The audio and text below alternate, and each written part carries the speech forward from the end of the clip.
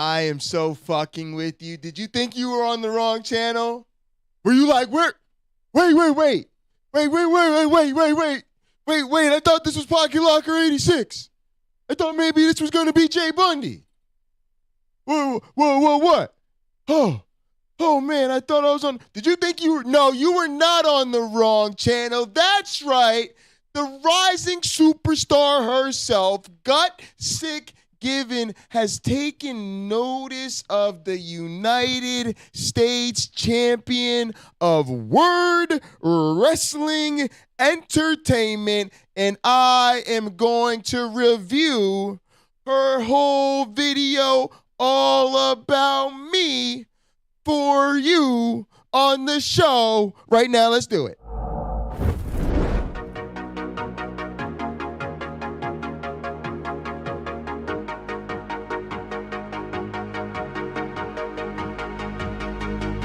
She got that sweet juice, Minute Maid, some of out that lemonade. Take a sip, blowing purple clouds, taste like lemon haze. Conversations back and forth like damn, we could go on for days. Looking back at it like damn, she bad when she walk away. Here we go, been down this road, they already know. When we go on tour, I'll take you anywhere you wanna go. People talk about us like they understand just what this is. I just wanna give you all you want and then the double it. They all say I'm way too young, maybe I'm just ignorant.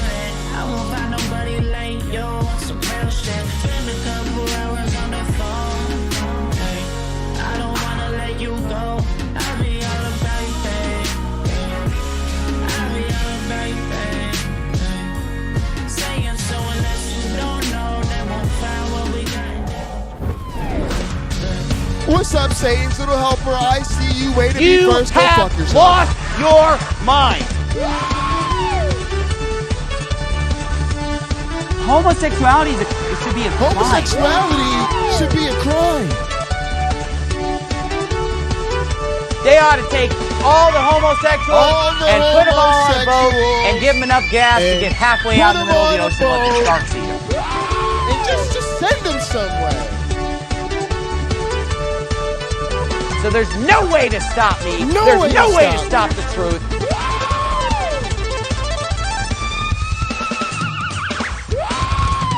This isn't preaching, this is hate speech. It's both! Sports. Because we can purge out all the sissies and purge out all the fair weather Christians, purge out all the weaklings.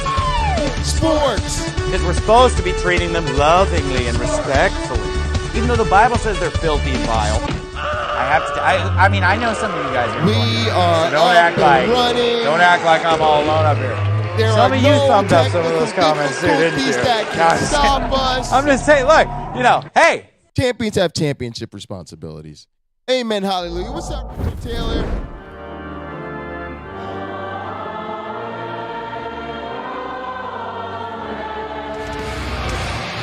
Hey, bro, you have to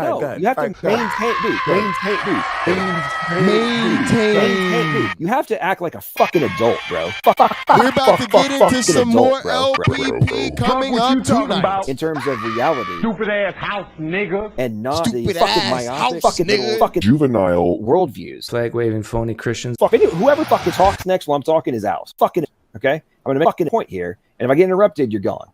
What's going on with you? What are you talking about? By the way, Flying Disciple Man. If you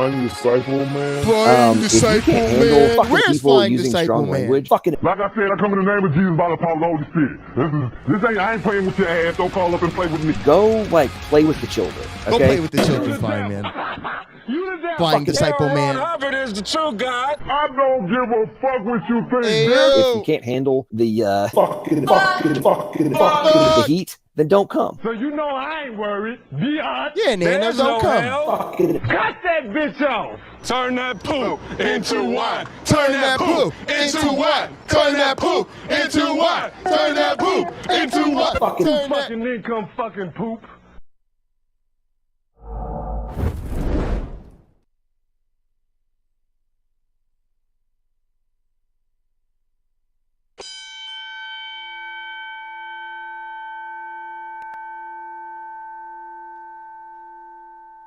Live from Sacred Death Studios in Los Santos, San Andreas, Welcome, everyone, to Late Night Counter-Apologetics. And now, please welcome your host. He is the wise man of the Motorcycle Club. What up, Atheist YouTube perverts? The sexiest man in all Y'all been kind of blowing up. Wrestling. Y'all been on Gutsick, Gibbon, I seen that. That's pretty crazy. The most You're still a bunch of atheist YouTube perverts and you need Jesus. But it's time for us to blow up in this home. He is the virtual visionary, Mr. Dual PhD himself. Two of them. Please give it up for the architect of the atheist apocalypse, the only man to have his vestments blessed by Pine Creek, the most high apostle of the cult of the Flying Man. He is none other than the Outlaw Prince, the one and only Jesus who can save us, Dr. Heartbreak J. Pocket Locker BUNDY!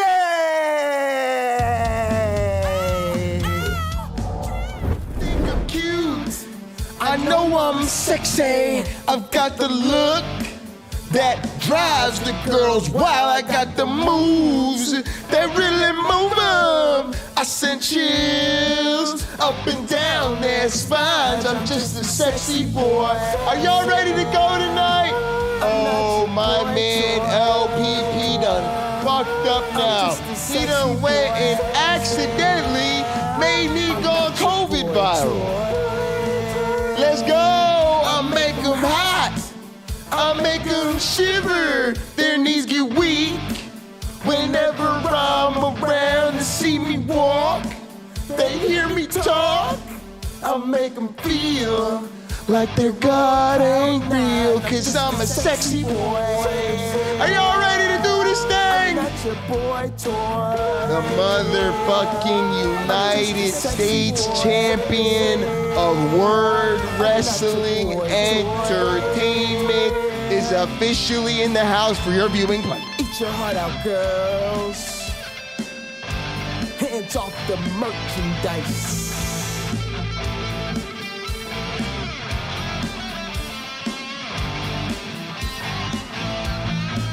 I'm just a sexy boy. I'm not your boy toy. I'm just a sexy boy. I'm not your boy toy. I'm just a sexy boy. I'm not your boy toy. I'm just a sexy boy. I'm not your boy toy. I'm just a sexy boy. I'm not your boy toy. I'm just a sexy boy. I'm not your boy toy. Welcome everybody to a very Uber Championship Evolutionary Special Edition of Late Night Counter-Apologetics. And folks, I gotta admit to you, things have been going boom, kaboom, kaboom, explosion crazy around here, folks. But we're not going to just rush on into things. We got to let y'all know where you're at. You are now rocking with that cult of the Flying Man. I am your host with the most from the East Coast, the one and only Pocket Locker, a.k.a. Dr. Heartbreak J. And I am in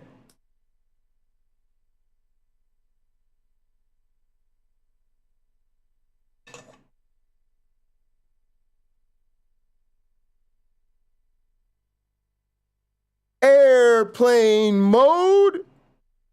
Now, folks, for those of you that don't know what airplane mode is, because you are in fact new to the program, that is okay.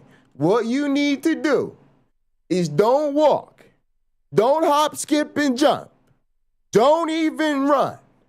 Get yourself on a private jet immediately, kick whatever washed up athlete or rapper is on it, keep the supermodels, and PJ your way on over to itsairplanemode.com, where you can check out my cousin OG Roddy's music. His newest album is called LaGuardia, and now that we are blowing up all over the interwebs, we gotta promote cuz. Folks, before I get into today's program, this is a church. This is the Cult of the Flying Man, the first church of the Cult of the Flying Man. We are trying to catch a vibe. Definitely smoking. Ready for takeoff. Folks, I need you to say hi to your neighbors. I need you to greet the ushers. You know, do all that fellowship stuff. We catching the vibe. Gotta get in the mood.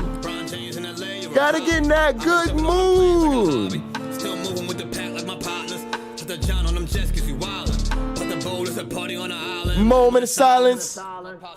So good, get back to the top. Welcome to all the new viewers, the new subscribers.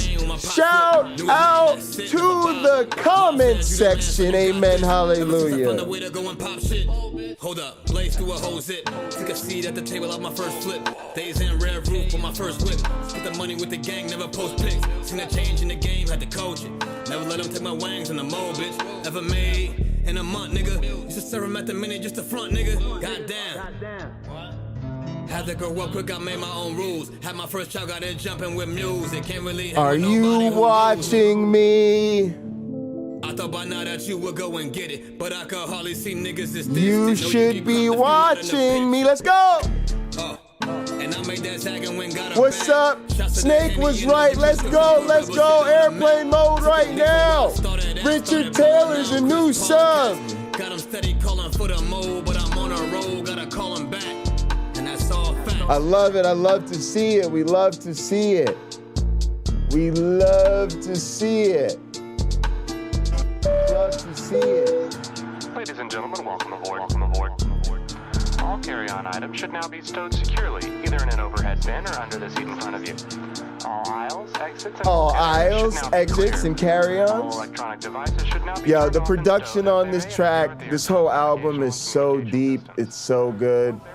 I'm a huge fan. Oh yeah.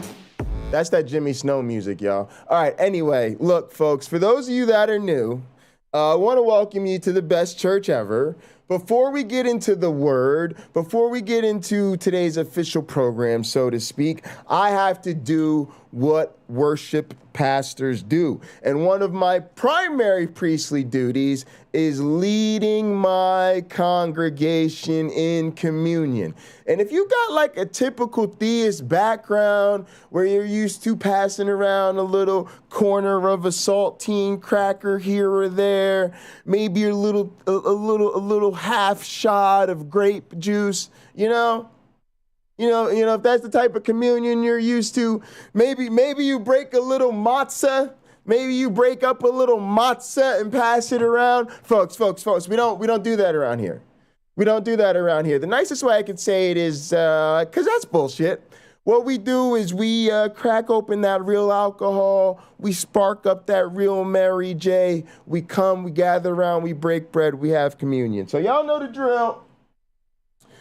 Please raise your glasses and hold on to your asses. Through him, with him, in the unity of the flying man. All glory and honor is yours who flied for our sins forever and ever. You may get your drink on.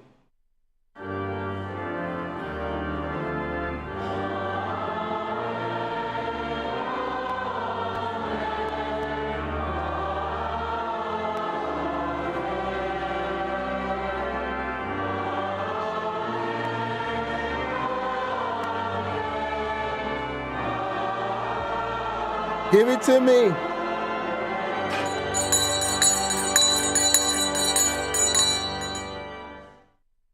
Yes, amen, hallelujah. All right, folks. Look, I'm going to tell you the biggest thing going on. In case you've been living under a goddamn rock, Gutsick Gibbon, one of the fastest rising counter-apologists in the entire industry, just did an entire feature video all about me. And so it's just the main event tonight. Okay? It's just what we're gonna get into. I previewed it a little bit. We're gonna go from start to finish. We're gonna talk about the whole thing. I'm gonna give you the behind the scenes, the lowdown, the dirt, what was really going on, how I really felt when I saw her video, what the next steps are, how you can help me in my mission to take over the internet. All of that is going to be on tonight's broadcast. But folks, first, folks, after our communion hymn, like most good churches, we have a communion song. So while I get ready, I'm going to put on my priestly vestments. We're going to get ready to dive on into the video. But first, you need to kick back, relax, and enjoy this one from OG Roddy. It is called the MJ Interlude. You are rocking with the sexy boy, the United States champion of Word Wrestling Entertainment. Let's go! Morning every day with her. In the afternoon I lay with her. In the evening I'ma stay with her. Hi, I'm in love. I ain't even tripping, but them say she a drug, cause she here every day for me. In the morning hit her faithfully. At least a dub when we touch. No one falling in love. I ain't even tripping, cause she the one I could trust. Even bring her out on dates with me. See my mama new place with me. She hold me down on the days when I ain't feeling too up. I ain't even tripping, cause she with me in the clutch. I go all out the way for ya. Take some time out my day for ya. I even took her on a plane, but she ain't even a drug. Some say I'm tripping, but they ain't even in love. In the morning I might lay with ya. In the afternoon I play with ya. But I know I'm never tripping. The signs say I'm in love. Mary Jane is different, cause she ain't even a drug. She be there every day for me. She my sweet Mary Jane shorty. I even took her on a plane, but never enough. I see you guys. I'm gonna get caught up. We're gonna do the chat. Let's see. Let's see who's getting what. Let's see who's getting what. Satan's Little Helper, $1 million for being first. Cameron Bennett, $500,000 for second. Richard Taylor, 250 stacks for being third. Congratulations.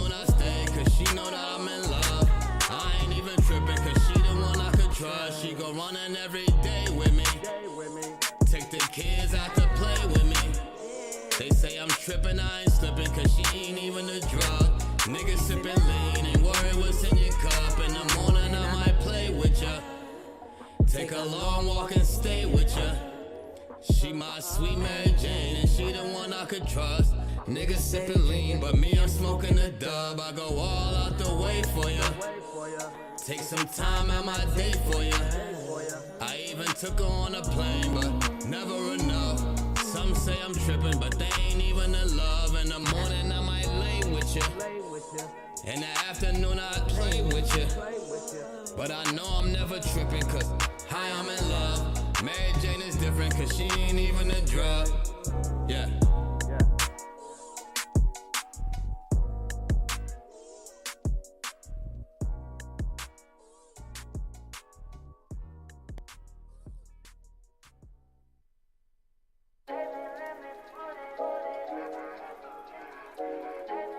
I literally just got a splinter in my foot. Oh my goodness, I told y'all, Jesus is out to get me today. Some theist is trying to put a hex on me. I swear. I literally was like, wait, there's a piece of wood that just slid inside my foot. I'm glad I got it out. Nigga lost so many, I got no conscience. Lost my whole right hand, had to keep grinding. Had to check up on my circle, it ain't no rhombus. Still remember mom's call, told me about Johnny. Sitting back in the chair, thinking she lying. Then I listen close here and she crying. Then it get dark, but it's like, cause you know for a fact God do it all in time and questioned it all. But I stopped there, John put me on to some fly shit. Louis V for the baggage, time of heart stakes, we ain't gramming. Should've showed you the plan here. Matching tucks at the all right, let's get this money. That's $1 million to Satan to the helper. Let's see what's up. Let's see what's up. Who else we got? Just to get to the top and show all the gain that you gave me. Y'all in this verse like my mom. Never bye, see you later. Rest in peace, Jonathan. Cameron Bennett. Always so solid. Cameron Bennett is so consistent. Y'all, what we're doing here, I'm going to be honest with you. We're setting up what's called the race condition. And it's going to be pretty hard to beat Cameron Bennett. Richard Taylor. Appreciate you, man. Richard's been coming through a lot, really been solid for us. Appreciate you, Richard.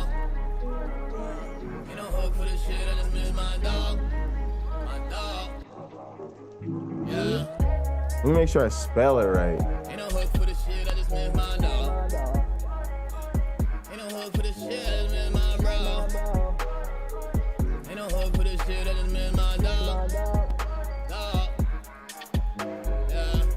I'm gonna say some shit. All right. This is documented. You know, I got a TED talk. All right, y'all. I'm gonna turn that off. All right, we are good to go. Let's go ahead and get into this, y'all. This shit was so much fun. Let's get it.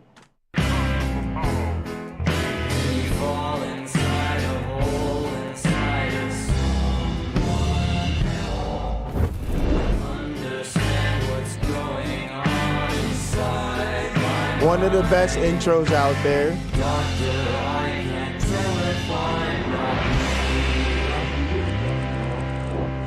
Hello, my gentle and of course very modern apes. This is a break from your regularly scheduled programming to cover something interesting, or at least interesting to me. You might be out there thinking, Of course, I just want to quickly mention, appreciate the break from the regularly scheduled programming. Quite an honor. Quite an honor. The next episode of the Library of Errors. Where is the wild tale of human evolution? Where is a classic hit piece on some ding-dong on the internet?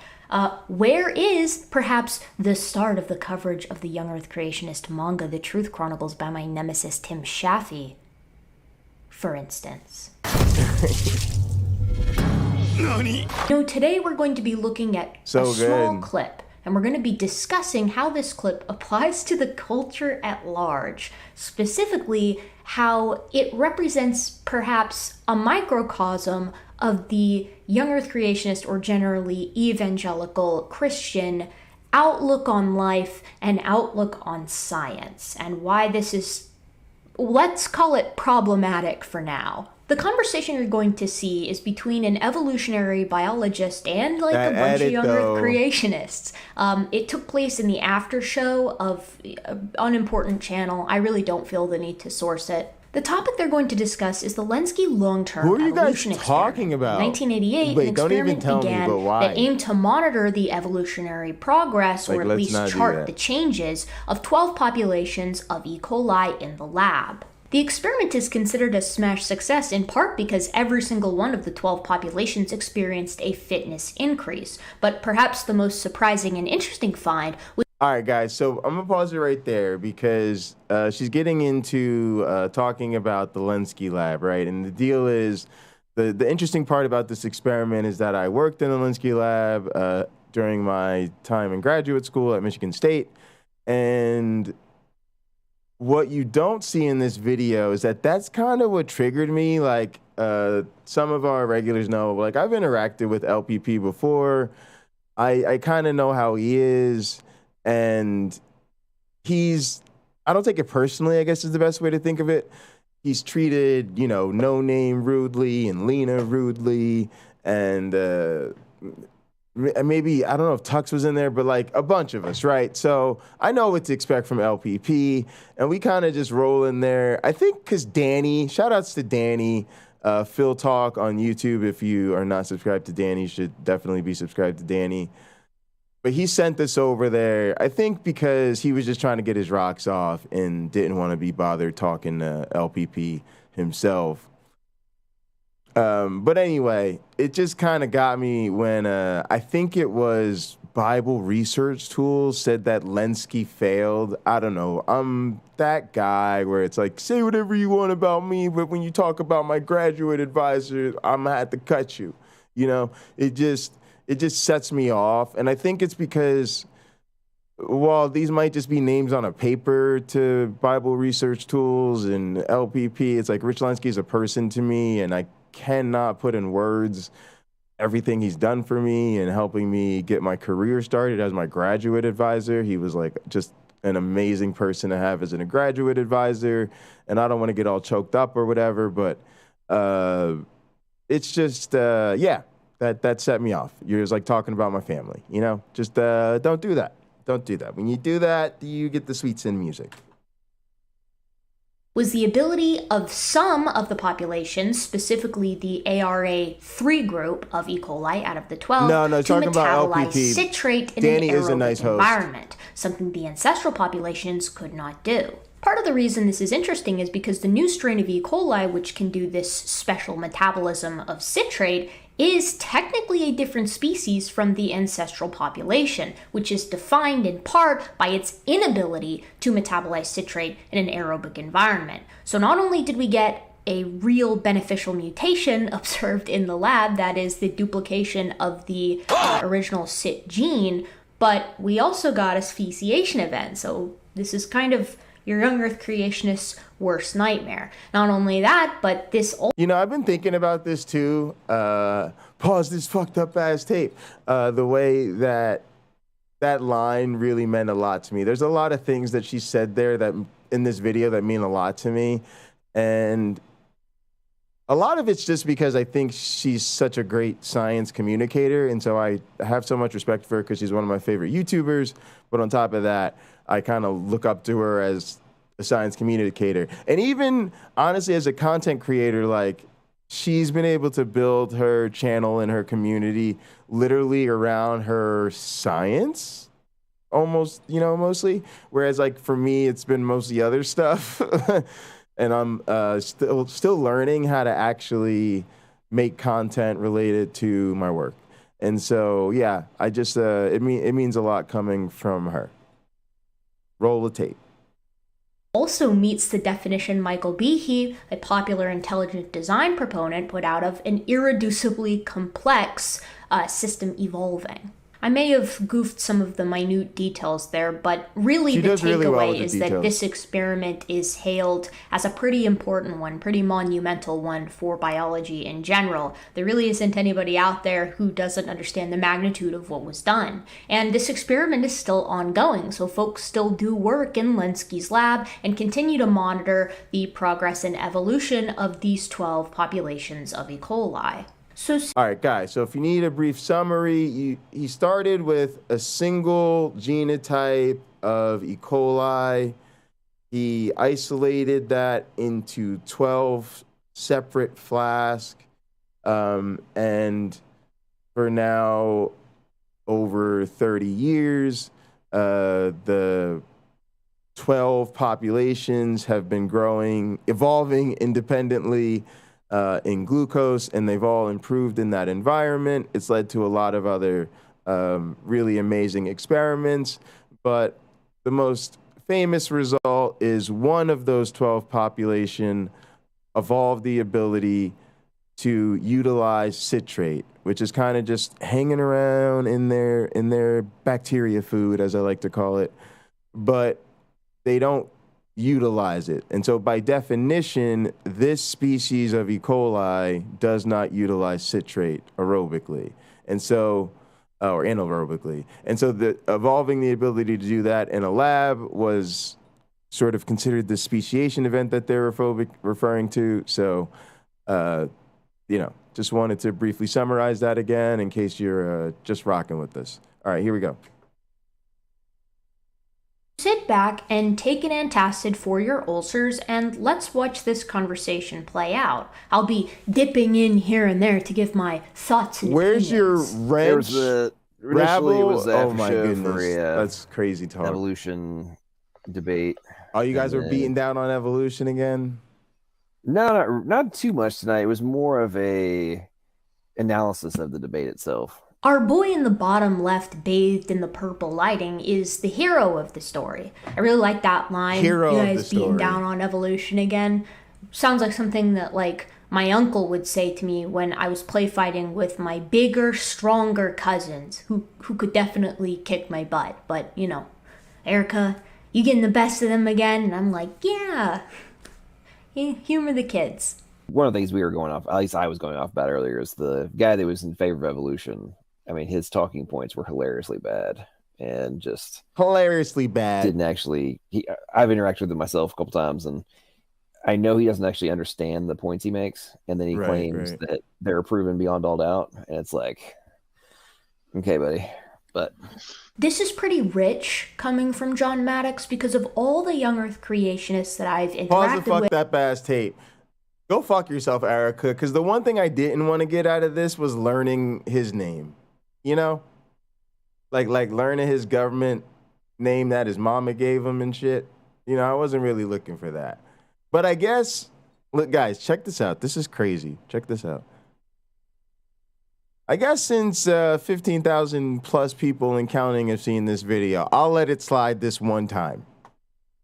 He has one of the worst understandings of evolutionary theory. I have regularly seen him botch even the more simple concepts. Yeah, LPP doesn't innovate. I don't think that he could demonstrate that he comprehends even like the basic mechanisms behind evolution. For instance, once he told me that phenotypic plasticity may be responsible for the hominin fossil record. What we're seeing is actually just morphologic variation within like one or two species. And on another occasion, he told me that if a human was born with wings, that evolutionists would be screaming from the rooftops that their idea is validated.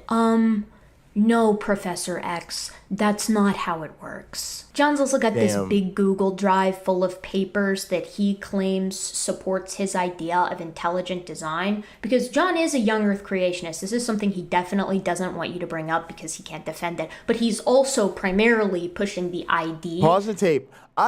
This is such a tough one, guys, because I'm going to be honest with you.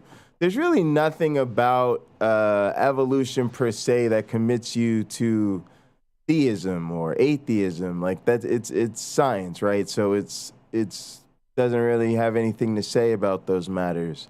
But I do find it interesting that for me, if you go to say, because I know a lot of Christians now, they're getting away from the young Earth creationist thing. But to me, when you go to like theistic evolution, you just end up with a God that's so mundane. Oh, my God's so amazing. He's in control of everything. He just works exactly like the model that there is no God works. Yeah. My God is just so amazing. He does things he just does it just to look like he doesn't do it. But won't he do it? Won't he do it? I mean, it's just so in some sense, I get the emotional and theological need to hang on to creation, right? Because if you don't, then what do you have? To me, once God doesn't have the power over life and death, then, the whole Jesus thing is kind of in vain. Like, you guys get where it's going. It's just, it all falls apart. Talking points, as it were. I hate that phrase. It's such a cop-out. But you'll find upon reading most of these papers that he'll say, look, even the origins of life researchers and evolutionists, they have these problems that they admit they can't solve. And it'll be that thing where it's the first line of the abstract, here's the stated problem. And then if you read down, a little bit, maybe 1 or 2 sentences even, they will say, here's how we solve the problem in this paper.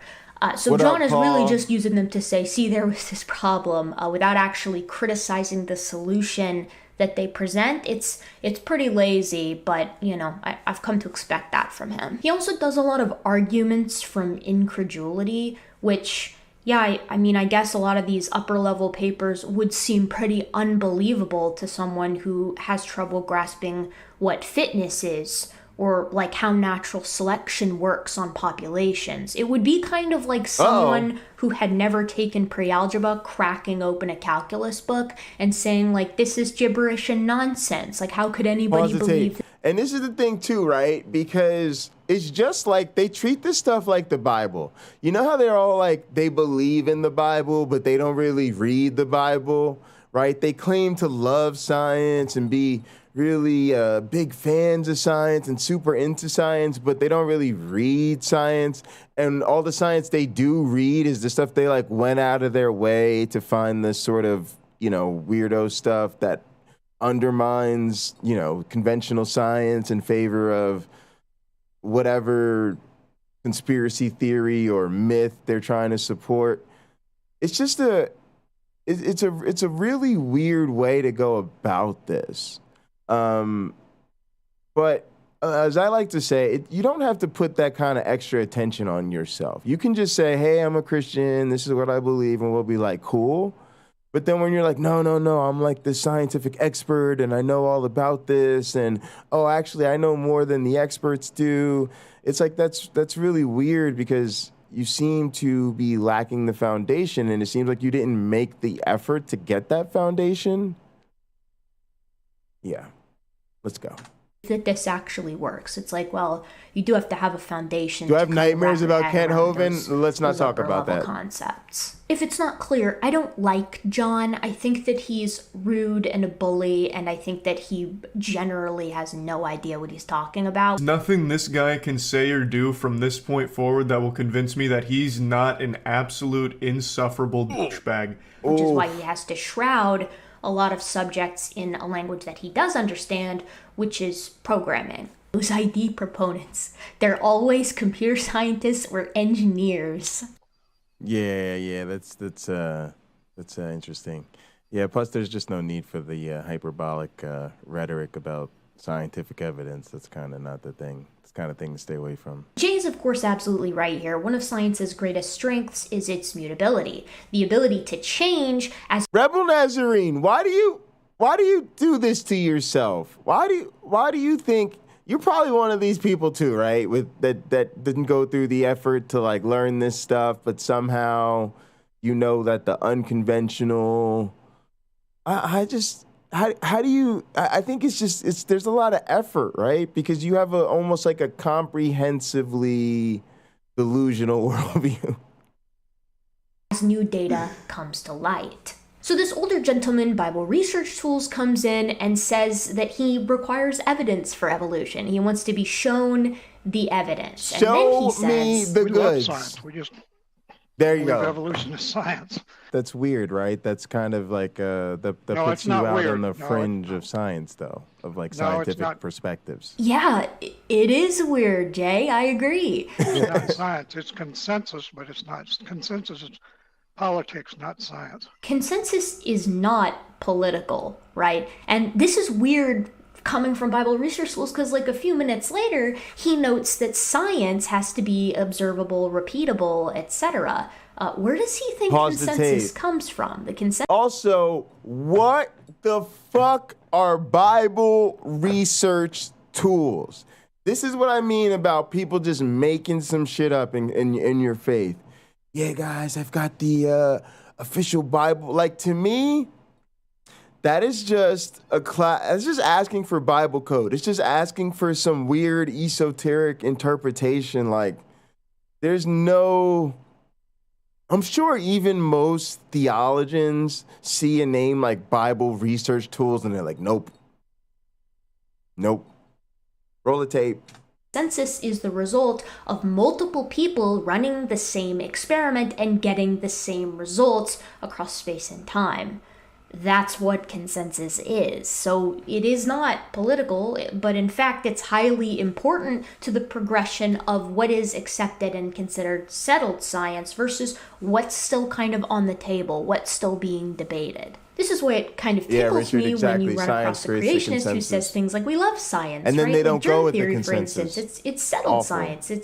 It's consensus. You won't run into anybody who doubts germ theory, but the consensus on evolution, that's conspiracy, right? Right. Like, that's because everyone is... Then they want us to believe the conspiracy on, not the conspiracy, the consensus of New Testament scholars on the resurrection, right? You'll notice how they lean back to consensus then.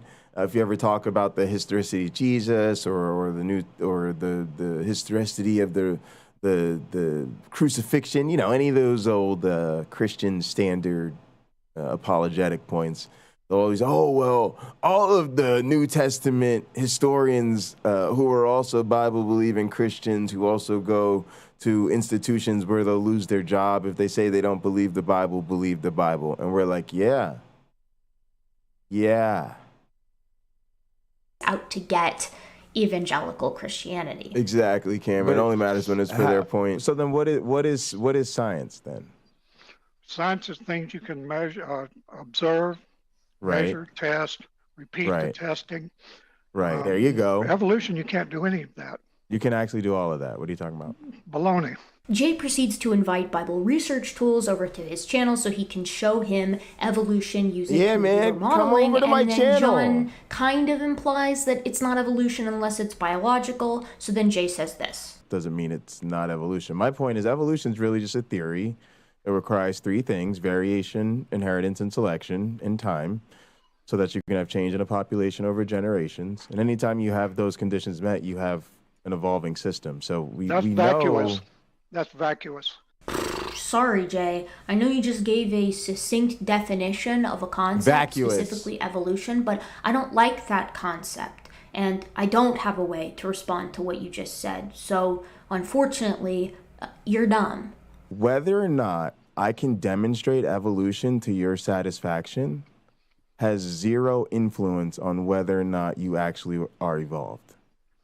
So I was just going for it. It was late to not even explain to you what evolution means or is, or I could be completely incapable of demonstrating it to you, and none of that would change the reality of it, because like the reality of it isn't dependent on you understanding it, right? But the reality is he's created. This is a hard pill to swallow for YouTube young Earth creationists. A big fat old bitter one. Because unlike the big organizations, they don't really get paid very much for stepping out on a limb and holding these wild opinions. So it stings a lot more to hear that the academic community at large doesn't really know they exist. Well, here's the thing, Bible research tools. Here's the thing. We can demonstrate it. You won't accept the demonstration. There's a huge difference. When you say something like, oh, well, show me this evolving into that, or whatever test you set up, what you do is you set up a test. Pause the tape. How many, are there a lot of these regulars? Because I noticed that she put up there that there was like multiple of these internet laymen or whatever she called them.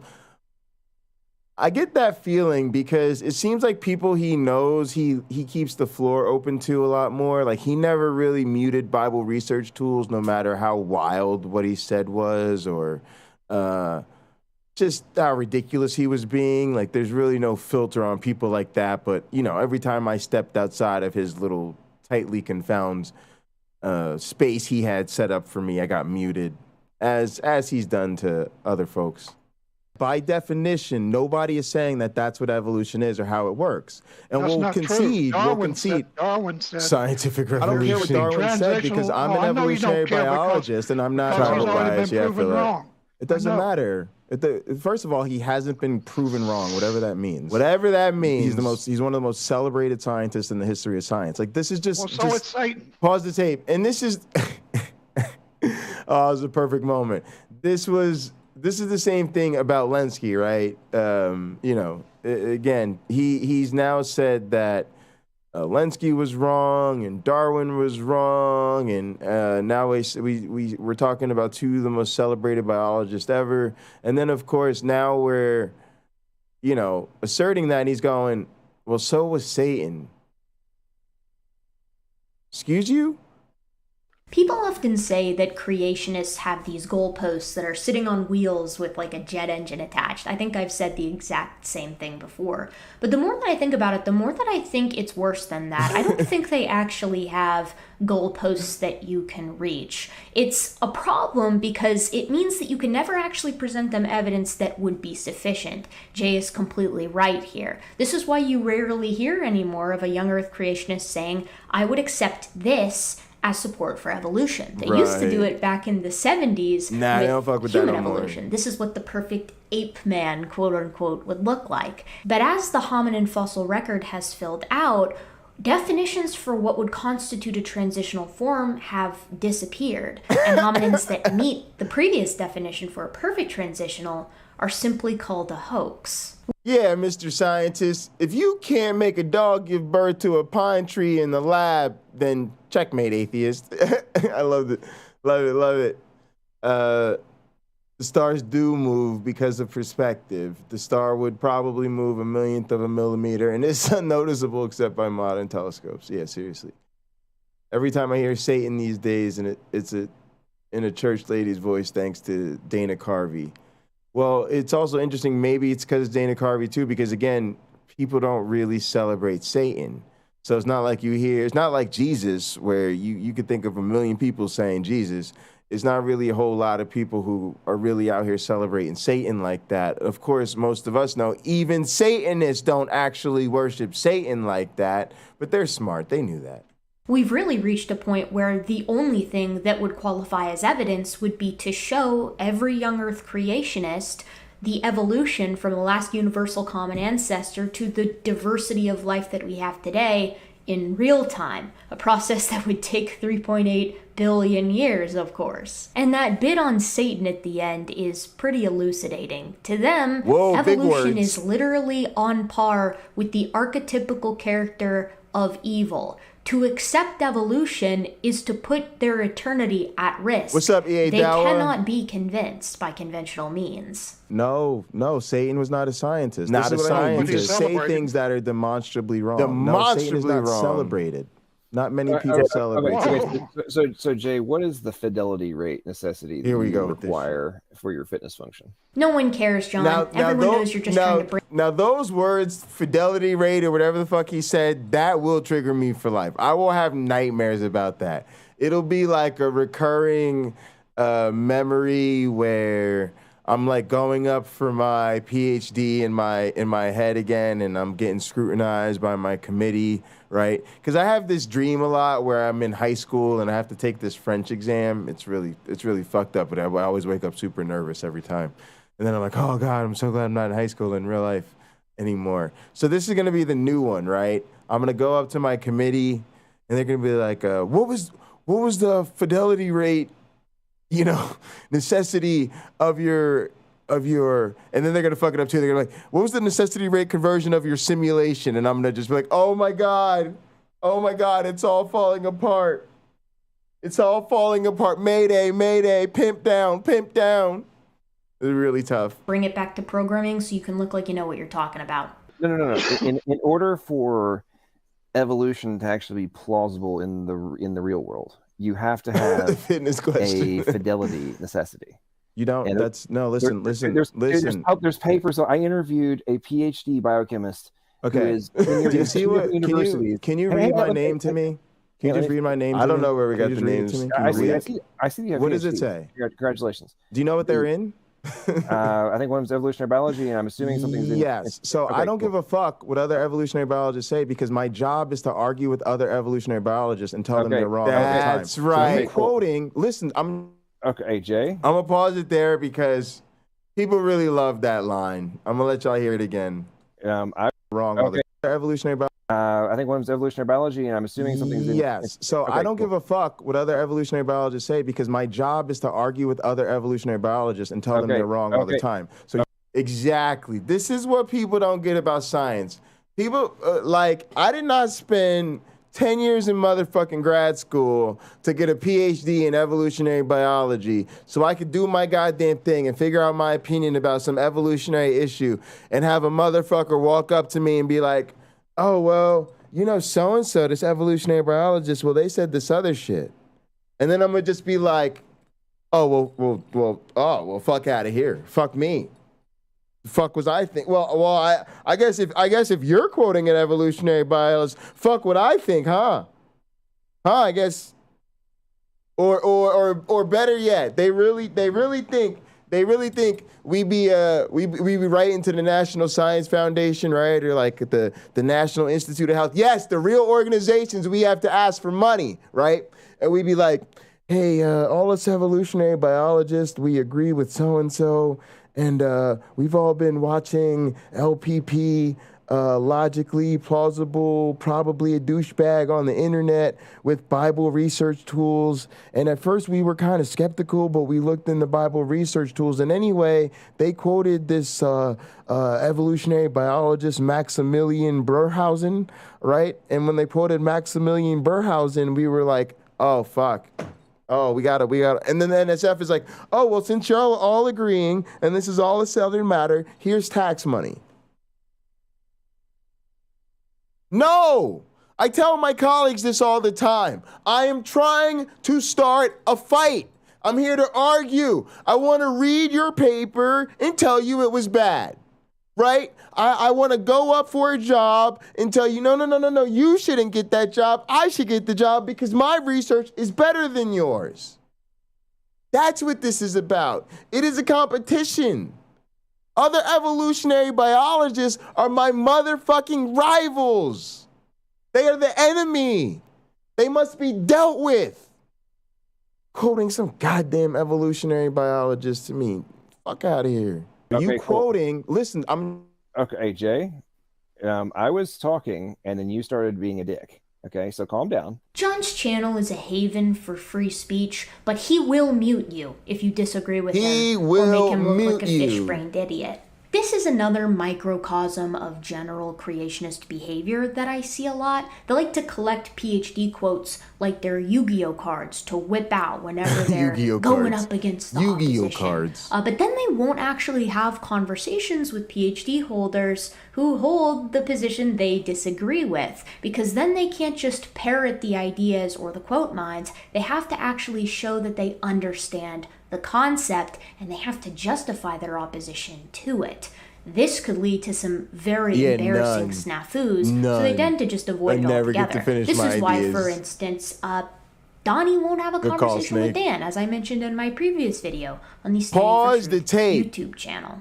If y'all can put the pressure, let me teach you guys a little bit of something about this cult of the flying man thing.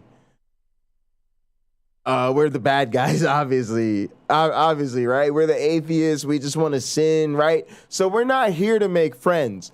So look, guys, what I need you to do is I need you to start bothering Mr. Donnie over there at Searching for Truth. I'm only saying it so you can invade his channel, right? So that him and I can have a sit down. I need you guys to be like, hey, you should really talk to Pocket Locker. Hey, you should really talk to Pocket Locker. Hey, you should really talk to Jay Bundy. Who's Jay Bundy? Jay Bundy is Pocket Locker. Pocket Locker is Jay Bundy. You should talk to that guy. And then eventually, him and I will have a good old healthy sit down. Maybe we'll eat a couple of hot dogs, become really good friends. No, of course we're not going to do that. We're going to get on a fight on the internet. Obviously, we're going to get in a fight on the internet. And you guys got to help me set it up so we can promote it. So we can make it an exclusive word wrestling entertainment event. Guys, I'll even put my title on the line. Yes, I will defend the United States Championship. Sorry, I'm a little tipsy. I will defend the United States Championship of Word Wrestling Entertainment against Standing for Truth. And yeah, if y'all thought that was a cop-out because he's dumb as fuck and it's like fighting a pillow, you know what I'm saying? You're right. But I gotta put the title on the line. You know what I'm saying? I gotta defend it out here. So we'll go with it. All right. Now, in in biological systems, do we recognize you must, in order for reproduction and life to exist, we have to have a fidelity rate of... No. I just tried to say, I've tried to say no like 5 times, and you won't let me answer your question. I haven't finished my sentence. I will tell you when you can speak, bro.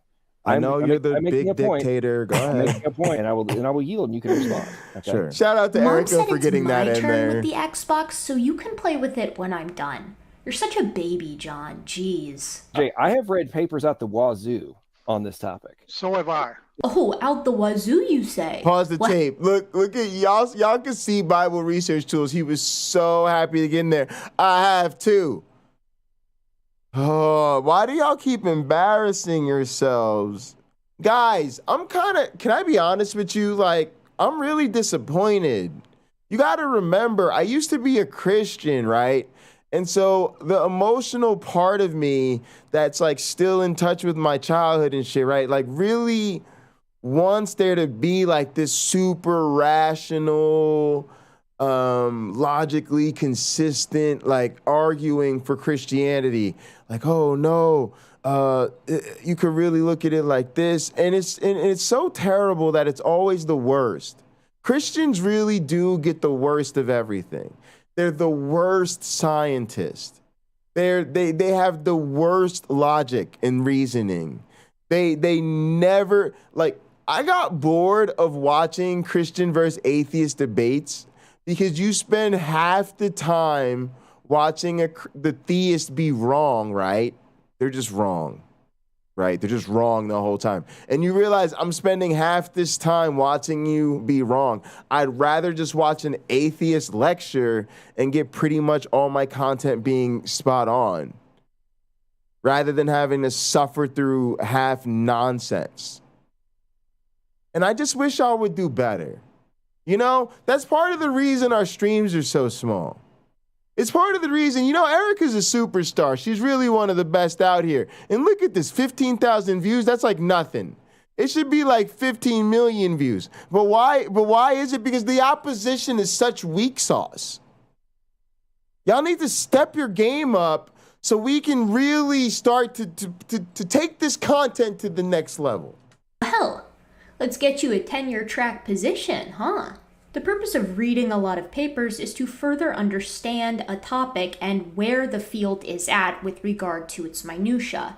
If you can't show that you understand the field or its minutia, it was probably a waste of time to read all those papers. Probably. They argue a bit more about whether or not a simulation can actually be evolution, and then we start to get into the LNCA stuff. To which in simulation. And again, I'm not talking about simulation, and I tried to tell you before that that in my system, the evolution is not a simulation. It's actual evolution. Now, guys, look, it's not that difficult. The software I use works on what are called digital organisms. The organisms have, they live in a virtual environment, right? They're computer programs. There's a population of them. They self-replicate and they compete for limited resources. They're subject to mutation. Over the course of the generations, they evolve. It is a virtual environment, but it is an actual instance of evolution in a virtual environment. And this is like trying to explain gematria to a turtle. Now, you can keep misrepresenting what I said to you if you'd like, but I've tried to correct you multiple times. Okay. Oh, hang on. Okay, so you just said vacuous it's not again. But is it digital or is it? Yes, it's digital. Okay, but so that's not biological. No, let me explain. Yes, I didn't say it was biological. I just said it was. I'm excited for her to be in grad school. Show me the research in actual biological systems where the fidelity necessity is not in play.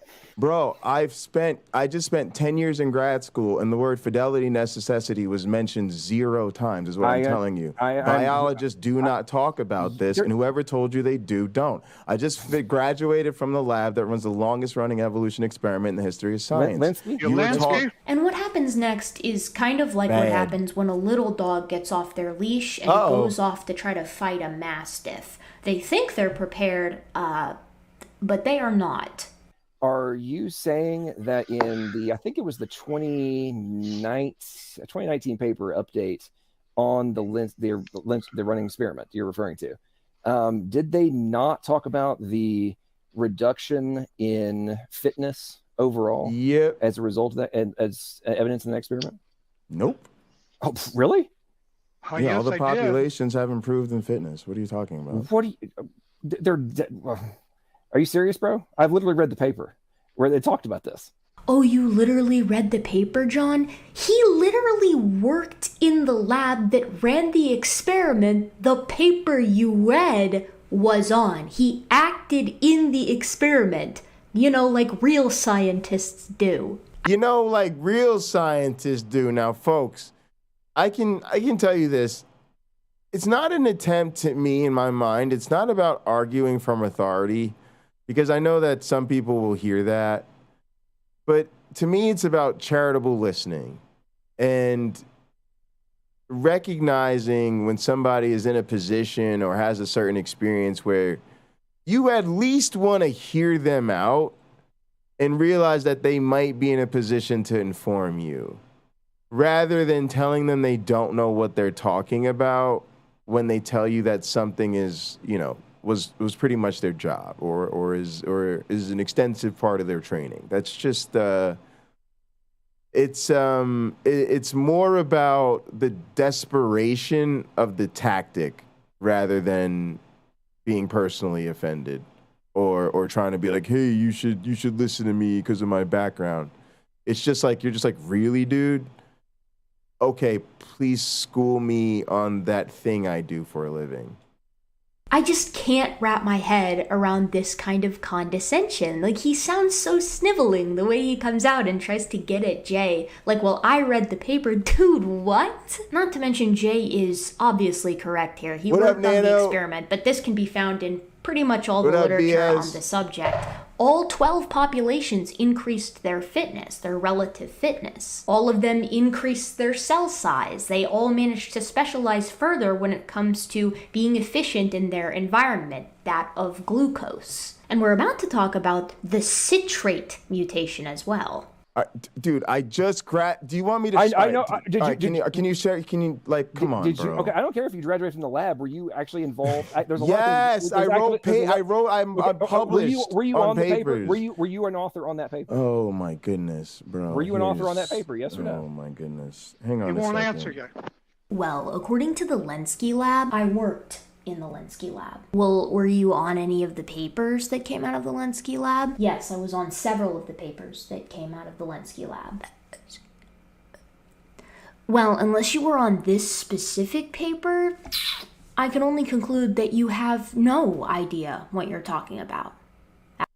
By the way, Lena, you're correct. We get the program positive beneficial mutations thing a lot, which is something we usually have to demonstrate to people. Luckily, we have exercises that we can demonstrate to children that that's not true. At all.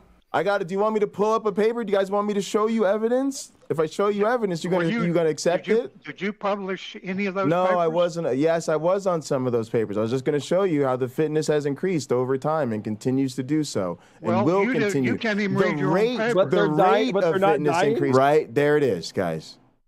There it is. And she made a good deal. Yes, I was on some of those papers. I was just going to show you how the fitness has increased over time and continues to do so, and will continue. You can't even read your own paper.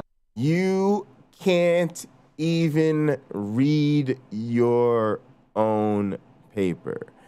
Bible research tools. It is at least better to assume your interlocutor can read. I'm just saying.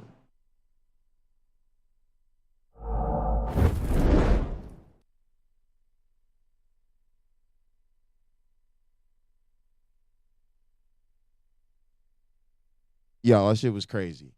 Seriously crazy. All right, folks. We are trying to raise $100 between now and August 12th, which is my birthday, for the International Bipolar Foundation. please hit !charity and Myronbot will drop the link on you. For now, let us sing our offering song.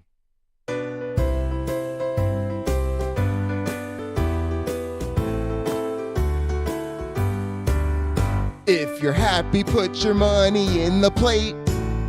If you're happy, put your money in the plate. If you're happy and you know it and you really want to show it, if you're happy, put your money in the plate. Sing it with me, y'all. If you're happy, put your money in. Sing the goddamn song. If you're happy, put your money in the plate. Oh, if you're happy and you know it and you really want to show it, if you're happy, put your money in the plate. Let's go. Links in the description.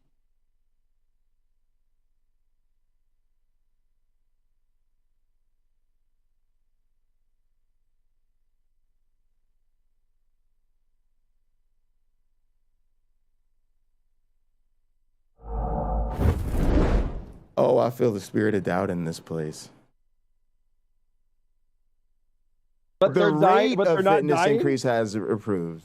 A friendly reminder here that, to my knowledge, neither John Maddox nor Bible Research Tools actually has an undergraduate degree even in biology or a biologically adjacent subject, and yet this is how they treat someone who worked on the experiment that is world-renowned and decades long, that is the subject of the very paper they are citing to support their point. By asking him if he's read his own paper. I want to kind of break this concept down a little bit before we hear what they have to say next, because microbiology isn't everybody's forte. Nope. We're talking about a couple of different populations. Guys, you want to hear the funny news? Microbiology isn't even my forte. I'm like very light on the spectrum of microbiology. I'm mostly a digital evolutionary biologist, but I've done a little microbiology here and there. You know what I'm saying? Just a little LNCA long-term evolution experiment on them. Nothing too big. Nothing too big. E. coli here from the LNCA experiment. As mentioned previously, there is the ancestral population of E. coli research from time to time, or was being grown in a medium of glucose with citrate present. None of these guys could actually metabolize the citrate, though. And Lena is donating those bucks. When you do like Lena does, then everybody donates the buck. Then we donate all the bucks to the charity. Their population growth would stop once the glucose had all been expended. Soon, a new population evolved in the ARA3 group, I'm not sure how they say it, sort of ARA in the minus field, 3, it's okay. that could metabolize citrate. So their populations could grow larger because once they expended all the glucose, they could simply switch to citrate. This was a novel and beneficial mutation for this group of organisms. Now, for the record, this mutation is, as mentioned previously, a duplication of a gene, so it is in fact an increase in genetic information. Now, Jay is talking about something different than John and Bible Research Tools are talking about. Jay is talking about the original increase in fitness of the organisms that were capable of metabolizing citrate in that original environment of glucose plus citrate. Right. John and Bible Research Tools are talking about the organism's ability to have a high fitness and increase. Which, by the way, guys, the when I'm talking about all 12 populations increasing in fitness in the original environment, that is the long-term experiment, right? Like, that's the thing that's been happening for all these years and 75,000 generations. That's the longest running evolution experiment in the history of science. When Bible Research Tools goes and cherry picks this little one-off thing with LNCA's name on it, that's talking about what happened in a citrate-only environment, that's like somebody's little spin-off project that people do for their research or their dissertations or whatever. That's not the main long-term evolution experiment. And again, anybody who had read just a couple of these papers would more likely understand that. It's certainly understandable to not understand that, but not if you had read papers out the wazoo, Its fitness ability once transferred into a citrate-only environment. This is obviously important because how those organisms that can metabolize citrate once in their citrate-only environment do has little to no bearing on the original evolution of the ability in a glucose and citrate environment. Allow me to make a comparison to my favorite types of organisms. Lena, which social is that? Kind of boring. Primates. There are two types of modern gorillas. You guys should be hitting me on your FetLife. lowland gorillas and your mountain gorillas, and there are subspecies of each. But generally speaking, lowland gorillas and mountain gorillas are both folivores, so they exploit leaves as their Discord, primary guys. resource. I'm kidding. You should really join the Discord. Lowland gorillas, when fruits are seasonally available, overwhelmingly prefer to eat the fruits. And this is because fruits are obviously more calorie rich and provide more energy for an organism. So they're always going to choose them if they're available. Committed folivores do so usually because they're already in competition with committed generalist frugivores. But I digress. If you were to take a mountain gorilla, which eats leaves, and a lowland gorilla, which eats leaves but will eat fruit when available, and you stick them into an environment with fruit and with leaves, the lowland gorilla is going to outperform the mountain gorilla with regard to fitness because it's capable of exploiting more than one type of resource in an environment where more than one type of resource are present. Ecologically speaking, this is the difference between a generalist, or an organism that can exploit a lot of different resources, and a specialist, or an organism that puts all its eggs in one basket, so to speak. You might be wondering, why doesn't everybody just become a generalist? And that's because when there's too many generalists in the room, all of a sudden competition is more intense. If you choose to focus simply on a single resource, you're less resistant to change. If the environment changes and kills your one resource, you're done, but your competition is a lot lower. It's only within your single species, typically. So there's advantages to being both a specialist and a generalist. That's more for the sake of your own knowledge, as general ecology in the case of niches and things like that isn't a one-to-one comparison to microorganisms like E. coli, because there's usually a lot more at play in a gigantic multifaceted ecosystem than in a flask in a lab. However, it is relevant. The CIT plus E. coli can exploit more than one resource than its ancestral population, which could only exploit glucose. It is quantitatively more fit because it can create a larger population, reproduce more often. There are more resources available to it. It would be like I'm allergic to shellfish. If I go to a seafood bar with my husband who is not, categorically, he can get more calories from that buffet than I can. There's just more resources that he can metabolize as compared to me. And this is what John and Bible research tools simply don't understand. Did you guys catch that? Available to it. It would be like I'm allergic to more fish. If I go to a seafood bar with my husband who is not, categorically. And that's when I realized that she has a husband, and my whole vision, my whole internet, YouTube, atheist, evolutionary, power couple, takeover vision just, it fell apart, y'all.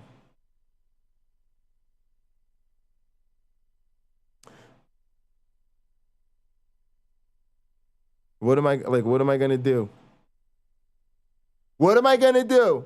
He can get more calories from that buffet than I can. There's just more resources that he can metabolize as compared to me. And this is what John and Bible research tools, the clan would be called the Myronites, simply don't understand. And it's something that a great many creationists that I encounter at least seem to not understand. It's a very simple concept in evolution and biology, and it is that fitness is context specific. The context for the CIT plus E. coli being more fit is that it used to not be able to metabolize glucose and citrate, and now it can. This is only relevant, however, in an environment that has both of those resources. Context matters. Let's make another comparison. We have a long-haired wolf living in a cold environment. As the environment heats up, we get a selection for shorter fur in this wolf population, and eventually, a million years later, the environment is decidedly hot or desert-like or arid, and the wolves now have short hair. All right, guys, stop having Game of Thrones fantasies. Pay attention. We start with the long hair, cold environment wolves. Eventually, over a really long time, the environment gets hot and arid, and now the wolves have short hair.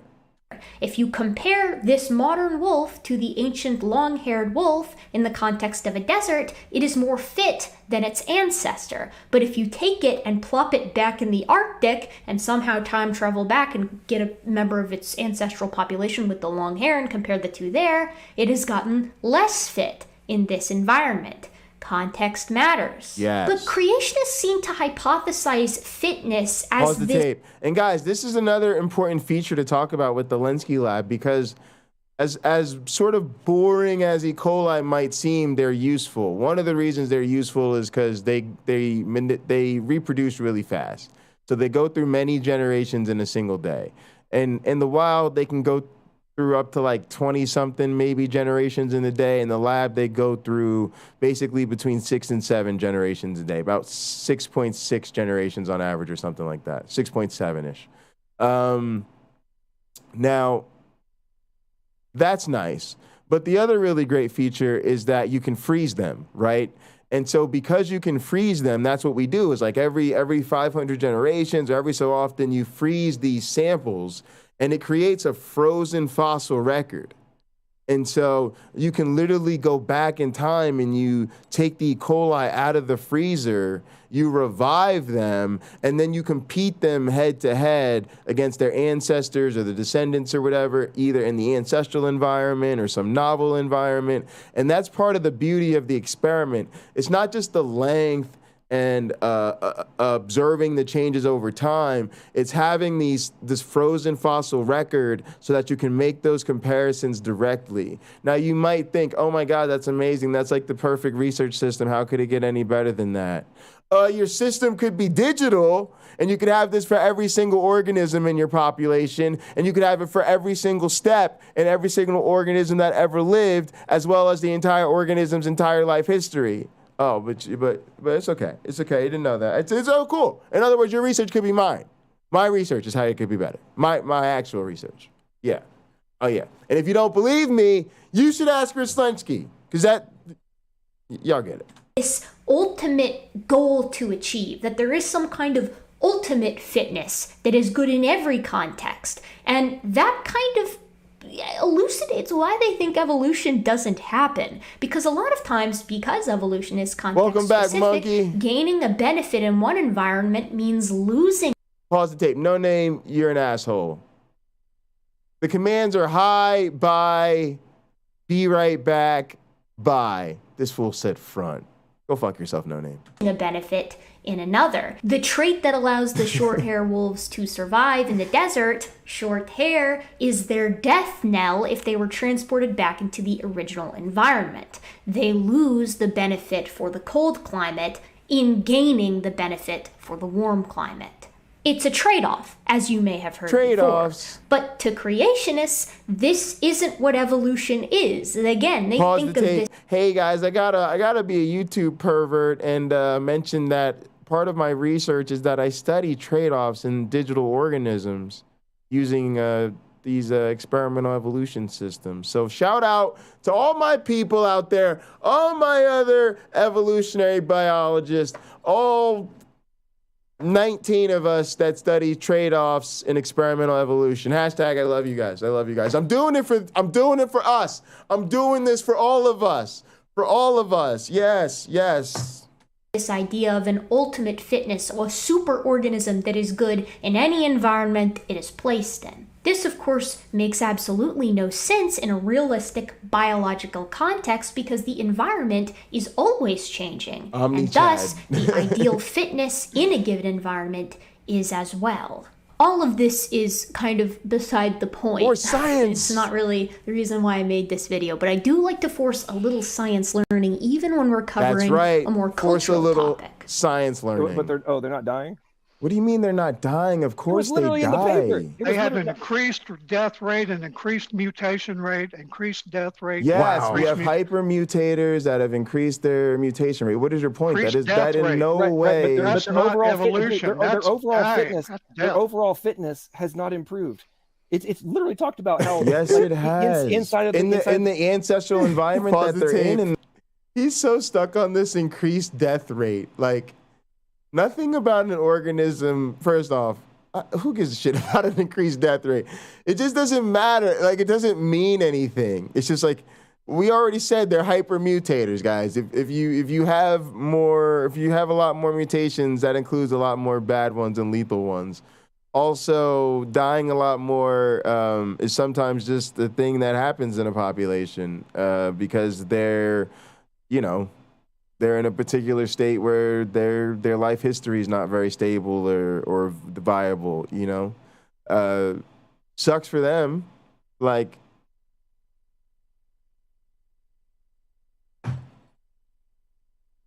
talk about vacuous. Completely fucking vacuous. Or are you talking about in other environments that they haven't seen? Okay, so if you can... Are you talking about in glucose? You talking about a glucose? Go ahead. Say their fitness hasn't increased in glucose, and then go pull it up. Show me. Why don't you show me the paper you're talking about? Why don't you pull up the paper and then show me the graph right now? Go ahead. Oh yeah, talk sweet empiricism I'll to find me. mine, but you go ahead. Nah, we were talking my language. I was getting into it. Find it. Go ahead. Go find. I'll wait. Bro, you talk shit about pulling up your papers. No, you talk shit about pulling up your papers, bro. Pull it up. Here's the difference between me and you. You're wrong. I'm right. Okay, I'm trying to tell you. That's an assertion. Pull up your paper. I am trying to tell you. I don't have to find mine. prove it to you. Listen, I read this one 2 years ago. Okay, I'm trying to go find it right now. All right. I'll wait till you find it. So you can see here that Jay has finally gotten it across to them what is actually being discussed here. The original fitness increase from E. coli that can only metabolize glucose to those that can utilize glucose and citrate. That's why he keeps saying, show me how they didn't have a fitness increase in their original environment. And John starts talking about overall fitness, which, as I discussed previously, what exactly is that, John? Right, pause the tape, which is exactly what I said about death rate, right? It's the same shit. It'd just be like, compared to what? Oh, cool, they die more now? Great, interesting. Does anybody care? Like, guys, I hate to say this, but what's so beautiful about this, what I really got to thank John and, oh God, I just called him by his real name. Oh, this is really bad. Anyway, what I got to thank LPP and Bible Research Tools for is that they provided us with such wonderful entertainment here, and to be picked up by Erica, this is just so wonderful. And we are talking about some of the most mundane, uninteresting shit on the planet. Like, guys, I'm going to tell you, I'm going to kind of break this down a little bit so you guys can see where I'm going with this. Working for Rich Lenski is super amazing. And a big part of the reason is because he's like what they call a famous advisor, right? But none of y'all have ever heard of him. And the reason is because there's no such thing as a famous scientist, right? The reason he's like considered a famous scientist is because his experiment has been really successful, and it's been so successful that it's pretty much in a lot of high school biology textbooks and undergraduate biology textbooks. So even though a lot of us, when we came up, we didn't really read about it because it was just starting or hadn't blown up yet or whatever. Now, when I say about this effect or whatever, I'm not really saying like, oh, guys, it's so cool and we're like on the cutting edge and people are just like blowing us up like, oh my God, y'all at the Lenski lab, we can't believe what you're doing. I mean, they do that from time to time when they need like a good feel-good evolution story or whatever. But for the most part, nobody cares. Why? Because again, this is like that E. coli experiment that you read about in your high school biology textbook, right? And then your teacher was like, yeah, next. And yeah, these Lenski guys, they did this stuff, and it shows that like you could do natural selection in the lab, and it's really cool, right? Like nobody cares. But thank you, Bible Research Tools. Thank you for making this spectacular, wonderfully engaging internet content, allowing me to talk about the most mundane shit ever. Like, thank you. Mwah. Love you. Love you. It's like, it'd be like if I was like a fucking 5-star chef, right? And then the fucking clip that blew up was like me boiling the water before I made pasta. You see what I'm saying, y'all? It'd be like, dog, I ain't even get to my sexy shit. I haven't even talked about the sexy shit I really do. We on some high school biology textbook shit, bruh. And some people might hear Jay's enthusiasm here, his passion, and they might say, you know, he's being overly zealous, he's being aggressive, and to that I y'all say, send your money to charity. Yeah, because he was on the Charities are project, cool. and he's being told here by two people who have little to no experience in biology in general that he's simply mistaken, something that he spent 10 years on, and he's just mistaken. You even heard Bible Research Tools say earlier you didn't even read your own paper. Wow. Which, that would rile me up as well. Pause the tape. Shout out to Bible Research Tools. My man, Bible Research Tools. I like where your head is at. Because here's what Bible Research Tools was really getting at. He was really seeing the J. Bundy master plan. See, the truth is I try to really lean on these collaborators. And every time you get into a collaboration, things are different. But a lot of these projects, it's like I'm the lead author, right? And I have to actually write the paper, right? And it's the fucking worst. It takes forever. You got to actually write the paper, right? So what you want to do is every once in a while, you want to throw yourself on some of these big group projects where you don't have to actually write the paper yourself. You see what I'm saying? And there are papers in the LNCA lab that are big enough that you could actually not even read the paper. Like, I ain't even gonna lie to you. But most of us, we just read it anyway because it's gonna have our name on it, so we want to read it and we get excited about it, so we read it. But he's not way off. He's not way off. There's kind of a boss move as a career scientist to get on a couple of them papers that you don't really have to read. You just do a little bit of the lab work, you know, and then you trust it, right? There's always like these senior authors and these really fancy people who are on it, and then there'll be like some grad student or somebody who it's like part of their dissertation and some postdoc overlooking the project, right? There's like 8 people whose careers depend on this paper. They got it. Y'all know what I'm talking about. They got it. Stop playing, y'all. They got it. That happens sometime. I ain't gonna lie to you. It happens sometime. And you get your name on the paper and you don't even bother reading it. But that's a boss move. Let's just be very clear. That's a very boss-ass thing to do in my book. Paper here. Oh, great. Go ahead. Let me go ahead and just read one small No. section. Share your screen. Share your screen so we can all see it. I'm not going to share my screen. We'll wait till you figure it out. I'll knock it off, jackass. No, you said you want to see the evidence. You got to show us. Yeah, my teachers have been crazy. Okay, He's talking bullshit. I'm going to read it. No, you read it. Show us. Share your screen. Read it. Jay, calm down. Dan is been in ICU for like 2 months. So here the tables turn a bit. Right? Bible Research Tools wants to go ahead and read a little snippet, even says I'm going to read this little part right here, from the paper without actually sharing the screen. Now, Jay wants him to share the screen because he knows these papers quite well, again, because he worked on the experiment, and I suspect that he's very willing and ready to show Bible Research Tools where what he quotes from is either a misrepresentation or he's misunderstanding what it is that he's actually reading out loud. Guys, and John, who... Guys, it's also, I'm gonna be honest with you. Sometimes it's worse than reading the papers. Because again, like I said, it'd be boss if you got through the whole project and then just didn't read the paper. Like, again, lovely. Because guys, I'll be honest with you. Reading papers is one of my least favorite things. Like, I'm gonna confess something to you guys. I just had a meeting with my advisor and a colleague last week, and I literally said these words.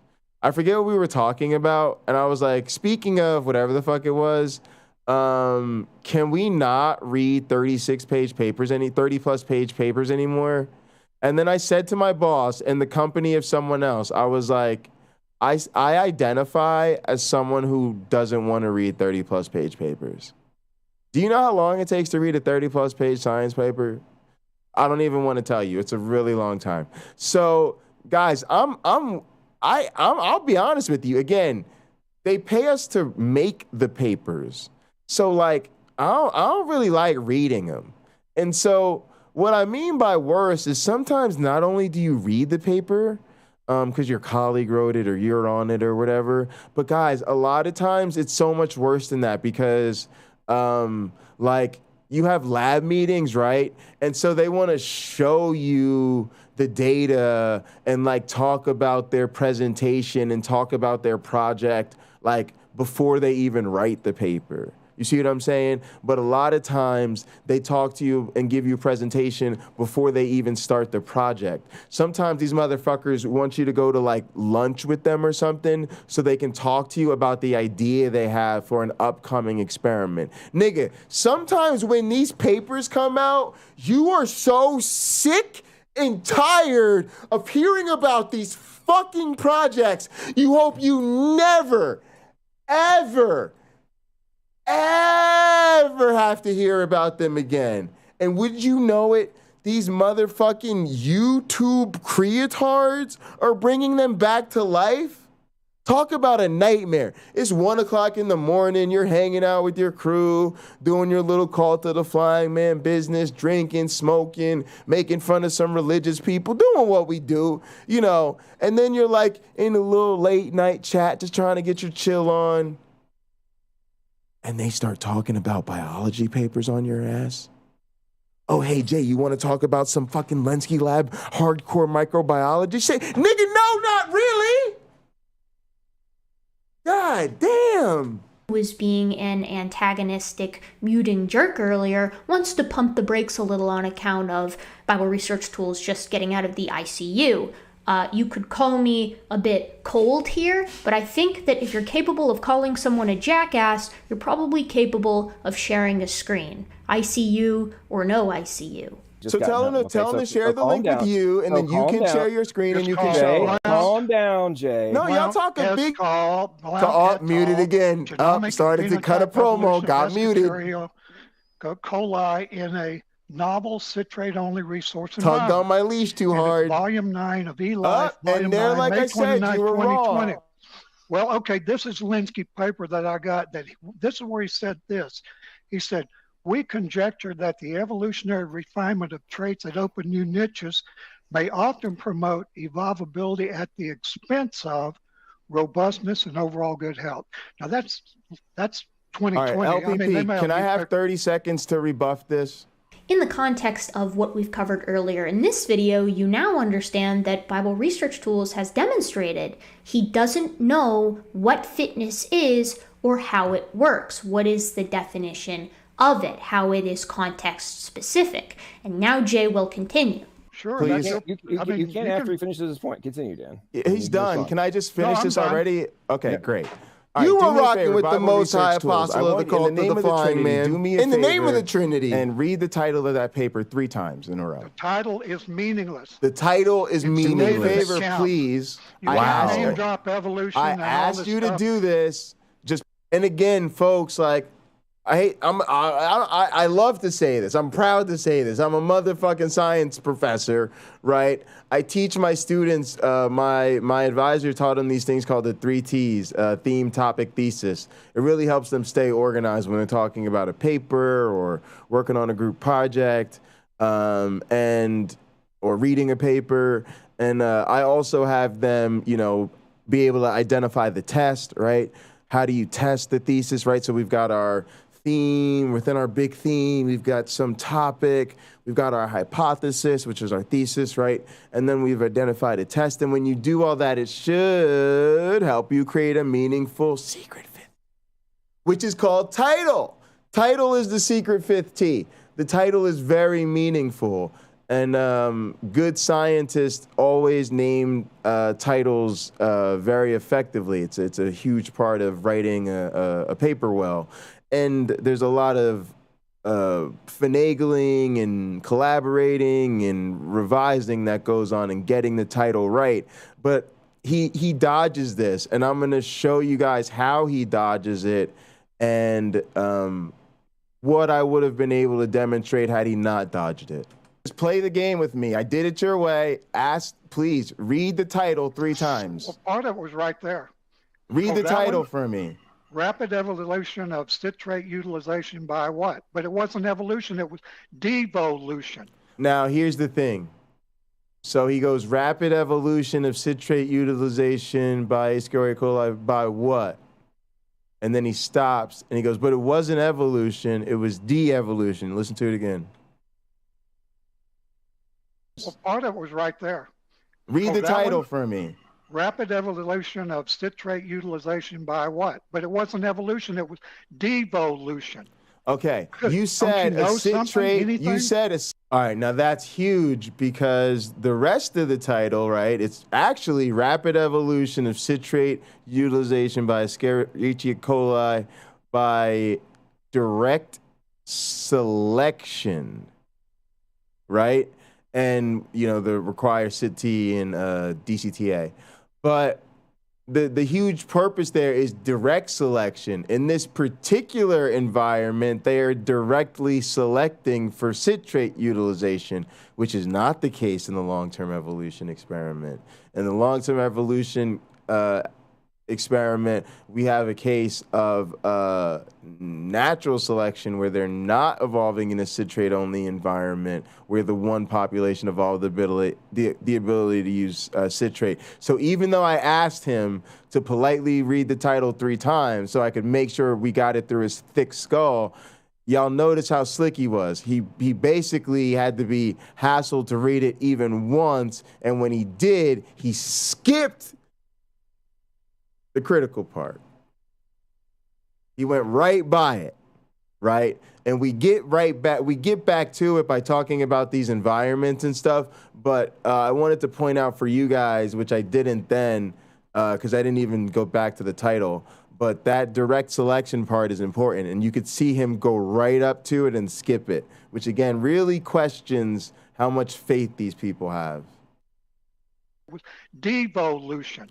Okay, you said a citrate-only environment, correct? In that one, yeah. And that's the bowl game. And I said 30 seconds.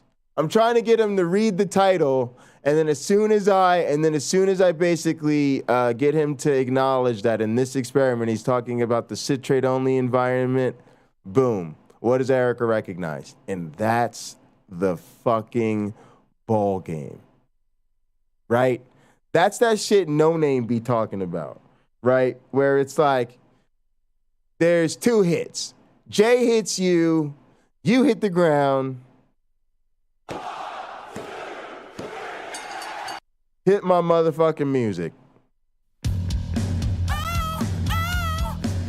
I think I'm cute, I know I'm sexy, I've got the look that drives the girls wild. Guys, now you know what the motherfucking singing and dancing is for. Now you know why I have to be so on point with my attire. Now you guys know why I do so much production value, why I gotta be so cool, why I gotta cultivate so much vibe on my channel, why I gotta work hard and do a variety of content. Because guys, the debates, they really, if we were gonna go seriously go at it, they're just not gonna last long. Okay? I'm so fucking victory. Victory, okay? And you know what, look, it's like, and we had the other one, look, folks, we could strike, but here's the thing that she messed this up. Strike until you have victory. Now look, that's because I hit it at the same time he redeemed it. That's how sync me and my ushers are. That's how in sync the pastor and the ushers are around here. But no, folks, that's too many strikes. Y'all saw, boom, I got him with 1 strike. 1 strike, and it was done. That was it. Let's see here again. We gotta see that again, because it just, you know, they go to ESPN, they play the highlight, and they go, folks, that was it. He just hit him 1 time. I don't know. Folks, we don't have more highlights to show you. That's all the highlights we got. Specifically. And that anything evolution, it was devolution. Okay, you said a citrate-only environment. One question. In that one, yeah. And that's the ball game. Damn. Y'all saw it right there. Y'all witnessed it. That's not even me. That's Erica calling it. One question, Erica calls it. That's some Joe Rogan UFC type of shit. That's like one hit upside your head, and the ref is like, nope, I gotta save his life. Nope, it's over. It's over. Nope, you can't hit him again. You can't hit him. Nope, I can't let you hit him again. I'm sorry. I'm sorry, folks. I know you're paying a lot of money to see this, but I can't let him hit him again. God damn. I said specifically, show it to me in glucose. They were not evolving in citrate. This is evolution. According to natural selection, as you improve in fitness in a particular environment that you're exposed to, you lose fitness environment you had not been exposed to. What they were able to do was recapture that after they evolved them in citrate. Normally, they're in involvement where they don't utilize citrate.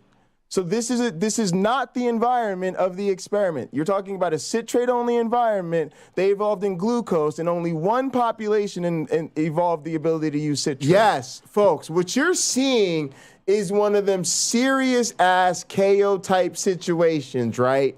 Where after the knockout, right, after the fight is over, like the motherfucker just got knocked the fuck out. Like he's just fucking out. Doop!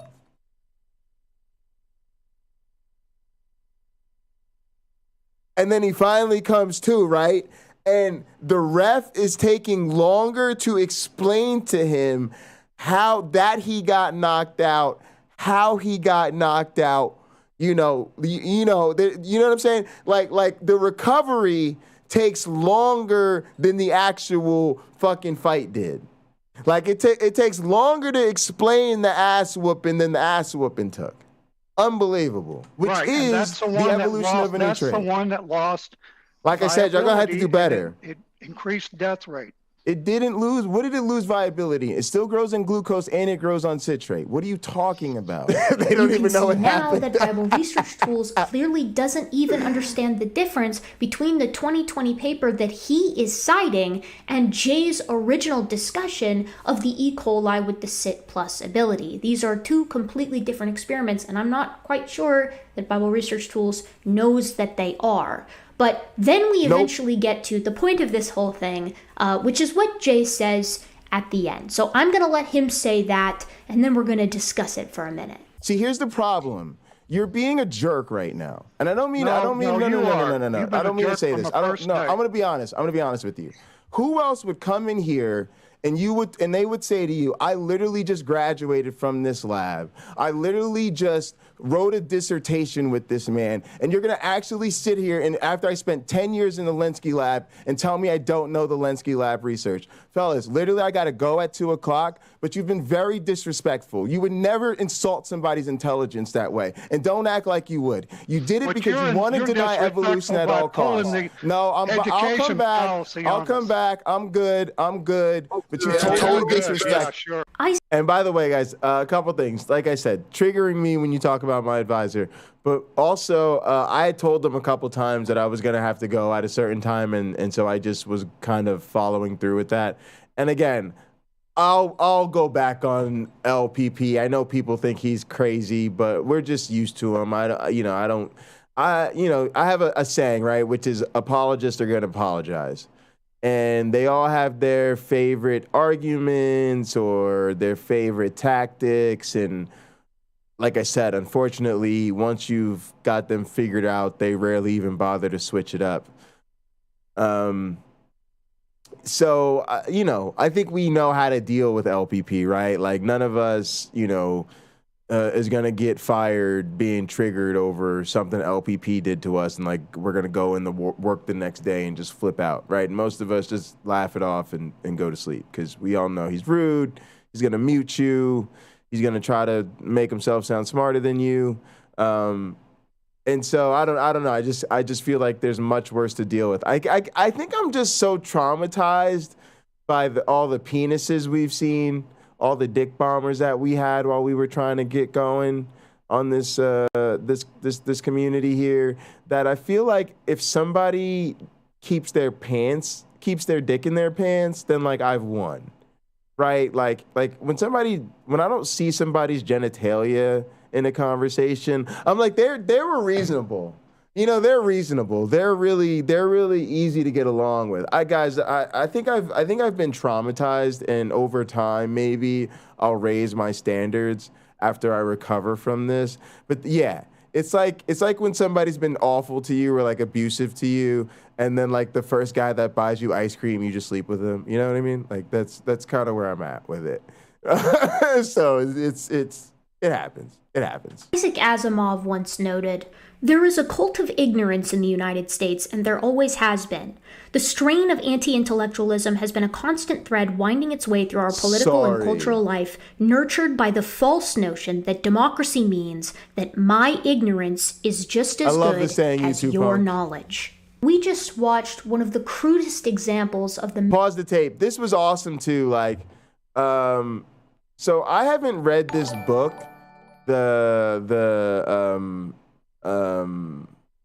Death of Expertise or whatever it is, but I've heard about it a lot, and maybe I saw a talk on it or something, but I just felt like to be mentioned, you know, in the same thing as this book by her, I just thought, you know, and again, it could have been anybody, right? You know, I think anybody, you know, she did a great job, right? So if she was in that same situation with LPP, she could have, you know, argued that case just as well as I did, probably even better. So do so many YouTube counter-apologists. Matter of fact, one thing that always impressed me as a viewer is how impressive most counter-apologists speak about evolution. They're mostly just like really accurate, really reasonable. And while they always, you know, are qualified and sort of saying, hey, this isn't my thing or my area of expertise in any real regard, this is sort of how I understand it to work, they're usually spot on. She did a fantastic job. I'd be happy to tell her we say it error -3 in the lab, but again, that is nobody would even pretend that type of detail is even relevant. Roll tape. Marriage of arrogance and ignorance, in which a room full of creationists, none of whom have a biology degree, blatantly inform a scientist that they understand his research better than he does, and then demonstrably show that they don't even understand basic definitions. In Tom Nichols' book, The Death of Expertise, he notes, in the end, expertise is difficult to define, and experts are sometimes hard to tell from dilettantes. Still, we should be able to distinguish between people who have a passing acquaintance with a subject and people whose knowledge is definite. No one's knowledge is complete, and experts realize this better than anyone. But education, training, practice, experience, and acknowledgement by others in the same field should provide us with at least a rough guide to dividing experts from the rest of society. Young Earth creationists like John Maddox and Bible Research Tools acknowledge this every time they go to a doctor for their health care instead of doing it at home, every time they take their car to the shop instead of fixing it in their garage, and every time they call a plumber instead of sticking their hand down the toilet. So what's different here? The difference is, as Jay put it, it's because they want to deny evolution at all costs. And they feel like they can do it, too, because of a total lack of self-awareness of their own intellectual limits. Tom Nichols covers this, too, in The Death of Expertise. All right, now, guys, this part that's coming up is going to be, you know, it's kind of difficult for me to get into because I actually... One, I want to just say I appreciate the efforts that people go through to educate themselves, especially about topics that are not their specialty. And I want to give a special shout out to people who do this as adults or do this in their spare time, because to be honest, they kind of make me feel lazy, right?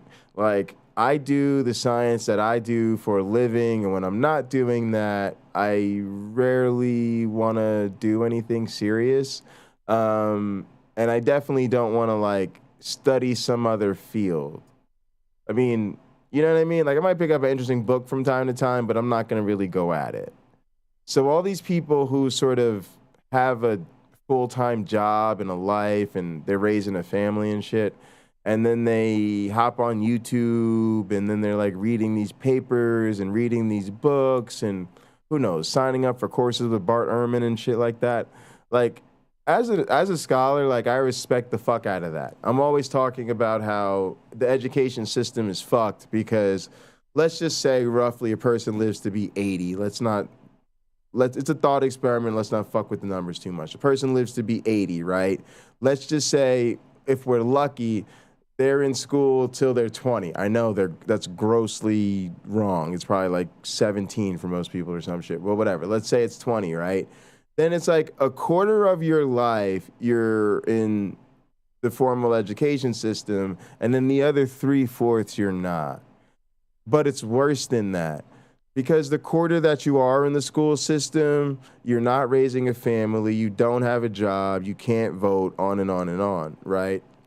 But the 3/4 that you're not in the school system, you are raising a family, voting, contributing to society, supposedly, et cetera, right? So it's the worst mismatch between education and life history fucking imaginable. It's like the exact kind of opposite of quote unquote what we want in the fictional thought experiment I just made up. But my point is, people who do their most to stay educated and like continue their education, and they take that responsibility on themselves. Like, I just think that's what it's all about, and that's what we all should be doing. So it's tough for me to get into what she's about to get in, because she talked sort of about the limits of that. And that's just something I feel really like, you know, in a privileged position, obviously, because I've had a lot of formal education, but also I recognize that it's really hard to learn something well on your own. And so I think it's okay to talk about the challenge without denigrating the people who undertake the effort. Receiving an article from a man with no credentials, Tom reads this quote: "But after all, you can become an expert reading a book in a month, right?" Wrong. American culture tends to fuel these kinds of romantic notions about the wisdom of the common person or the gumption of the self-educated genius. These images empower a certain kind of satisfying social fantasy in which ordinary people outperform the stuffy professor or the nerdy scientist through sheer grit and ingenuity. This is precisely the world that John Maddox and Bible Research Tools and many other young earth creationists here on YouTube live in. To people like that, a degree is truly just a piece of paper. And 10 years in a lab, that's no better than a weekend spent on JSTOR. And letters after your last name? Well, that's Marxist elitism, baby. And this attitude is funny when it's embarrassing gaffes by ding-dongs on YouTube, Ding-dongs. but highly problematic when it's at play in, say, climate change in action. When ignorance is on par with knowledge, society can reap only stasis. Skepticism isn't a bad thing. In fact, it's quite healthy, so long as you can back it up. And this is why established knowledge is important, because no one can be an expert in everything. Least of all those ding-dongs. Hey everyone, Gutsick Gibbon, postscript here. As you know, is a sign. All right, guys, I highly encourage you, because I ruin everything, to head over to Gutsick Gibbon's channel if you haven't already. And check out the entire video from start to finish on her channel if you want to see how she actually did the whole thing without me constantly interrupting.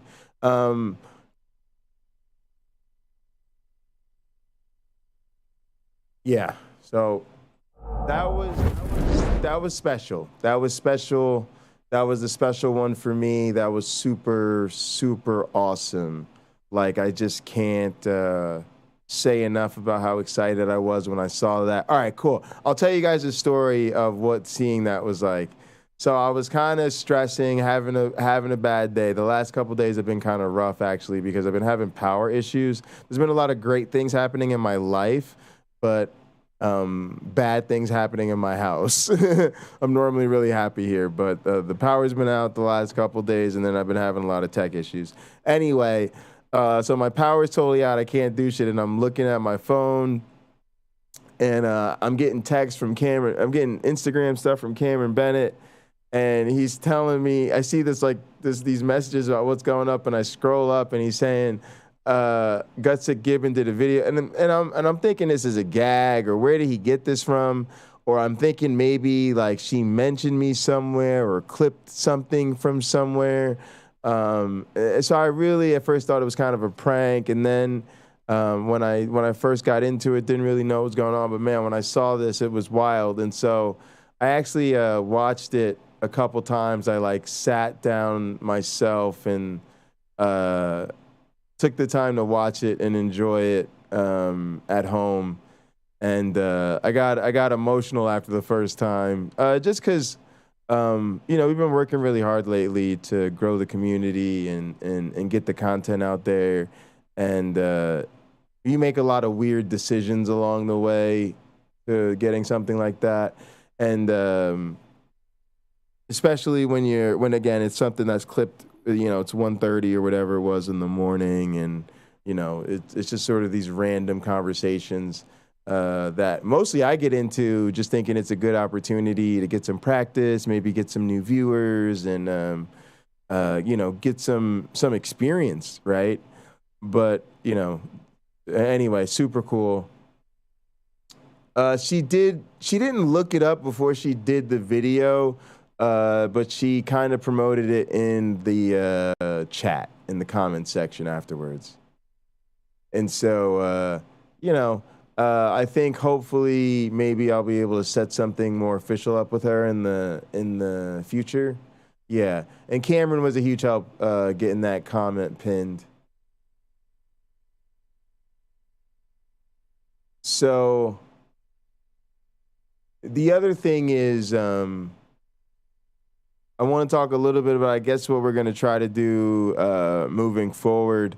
We just got to keep going with what we're doing. I realize that it's a big deal, and like I said, we're going to be streaming every day between now and August 12th.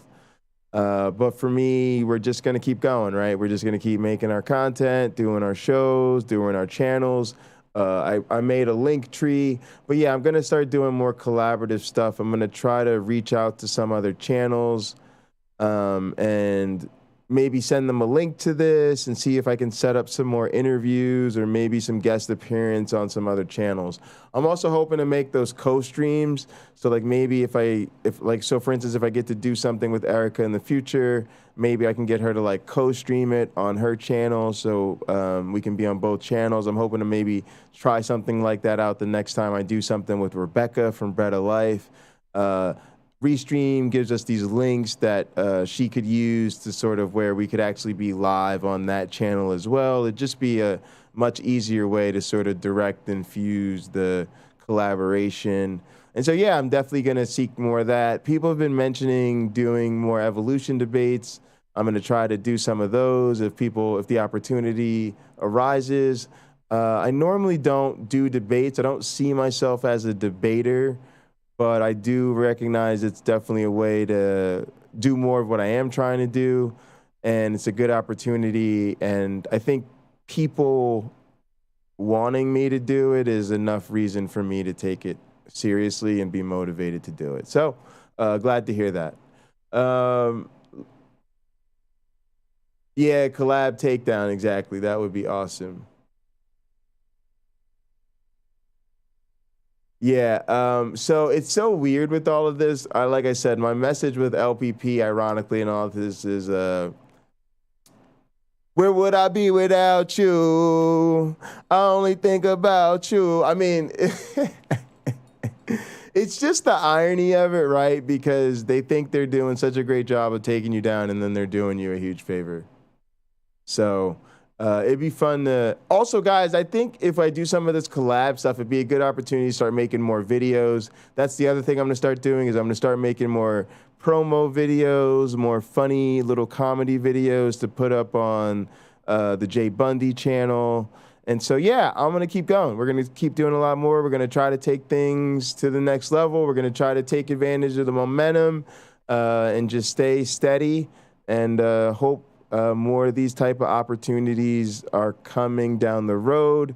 But this was super fun. I'm super excited. Also, just want to mention quickly, guys, this helps me out a lot professionally. It helps me have something that's widely viewed and well received to show my colleagues as sort of proof of concept that the type of thing I'm doing is really interesting to people. And in this case, something that is really unique about this, even amongst all the other things I've done so far, is that it was about my work. It was about the science that I do. It was about the lab I was trained in. It was about experimental evolution. So it's something to show my colleagues where they don't have to do a lot of hard work trying to make the link between what they're seeing and how it could possibly relate to the type of research or outreach we want to do. Those links were made very explicit in the conversation. So it was just amazing, not only from a sense of like, oh, this is a bigger content creator really shining some light on me, and that's super cool, but it was a huge deal for me professionally to be able to say, hey, you can, think whatever you want or take my my community and my channel however you'd like to take it, but this other thing over here is going to be really useful, as I mentioned. So I'm super excited about that. All right, guys, I'm not done. The show must go on. Tonight, my club was supposed to be selling on GTA on PS4. So that was the event I had originally set up at 10. I canceled it because I realized I needed to respond to the Gutsick Gibbon thing because I had that scheduled. So I wanted to get that done. I will probably switch over, though, and game for a little while I wait for some food before I go to bed.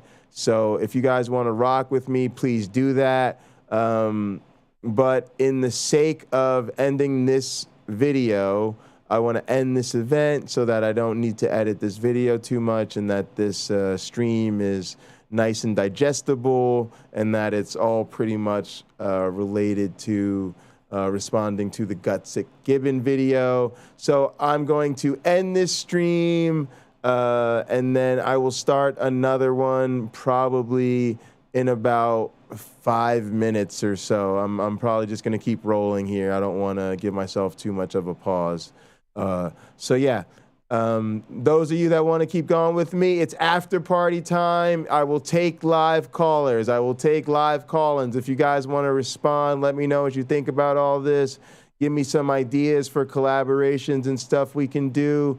Also tomorrow, for those of you that won't be at the after party tomorrow, I'll be back to work, hopefully programming. So hopefully we'll do a coding, Counter-Apologetics, and chill.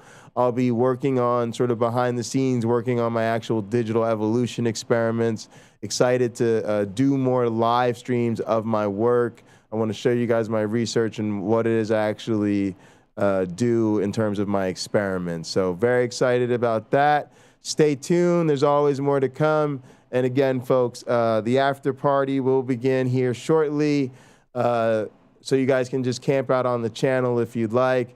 Thank you so much. Want to send a big shout out to a couple people. Number one would be Doug. I think you guys know most of the people that started my community we met over on Doug's channel. We're Pine Creeksters. Want to shout out Doug for helping me out a lot. Of course, people like Danny and Nate. And then, of course, my viewers, my mods. You guys have just been fucking spectacular. And then, of course, my wonderful superstar co-host. This has been an amazing journey. Definitely would not have been up late at night having a good old chit-chat around the fire with LPP if it wasn't for the unbelievable support and engagement of you guys. I really appreciate it. Yeah, we can do Diablo. I didn't schedule anything, so let's do Diablo instead. I told those guys I probably wasn't going to get on. So let's do Diablo. Lena, just hang out for a bit. Like I said, I'm just going to end this broadcast, and then I'll I'll go live like in a couple minutes after I change over the title and the stream key, and we can do Diablo. That'll be perfect. All right, guys, I'll see you in a few, and I'm going to keep the chat going. I'll respond to questions and stuff during the after party, and like I said, if anybody wants to call in or game along with us, you'll be welcome to. All right, in the name of the Darwin and the Dawkins and the Christopher Hitchens, science bless you all. Poof!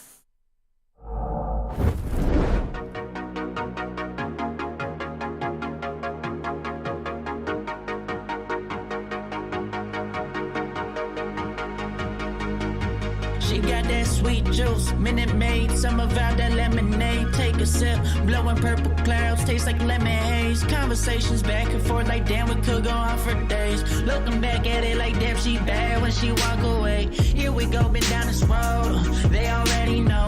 When we go on tour, I'll take you anywhere you wanna go. People talk about us like they understand just what this is. I just wanna give you all you want and then the double it. They all say I'm way too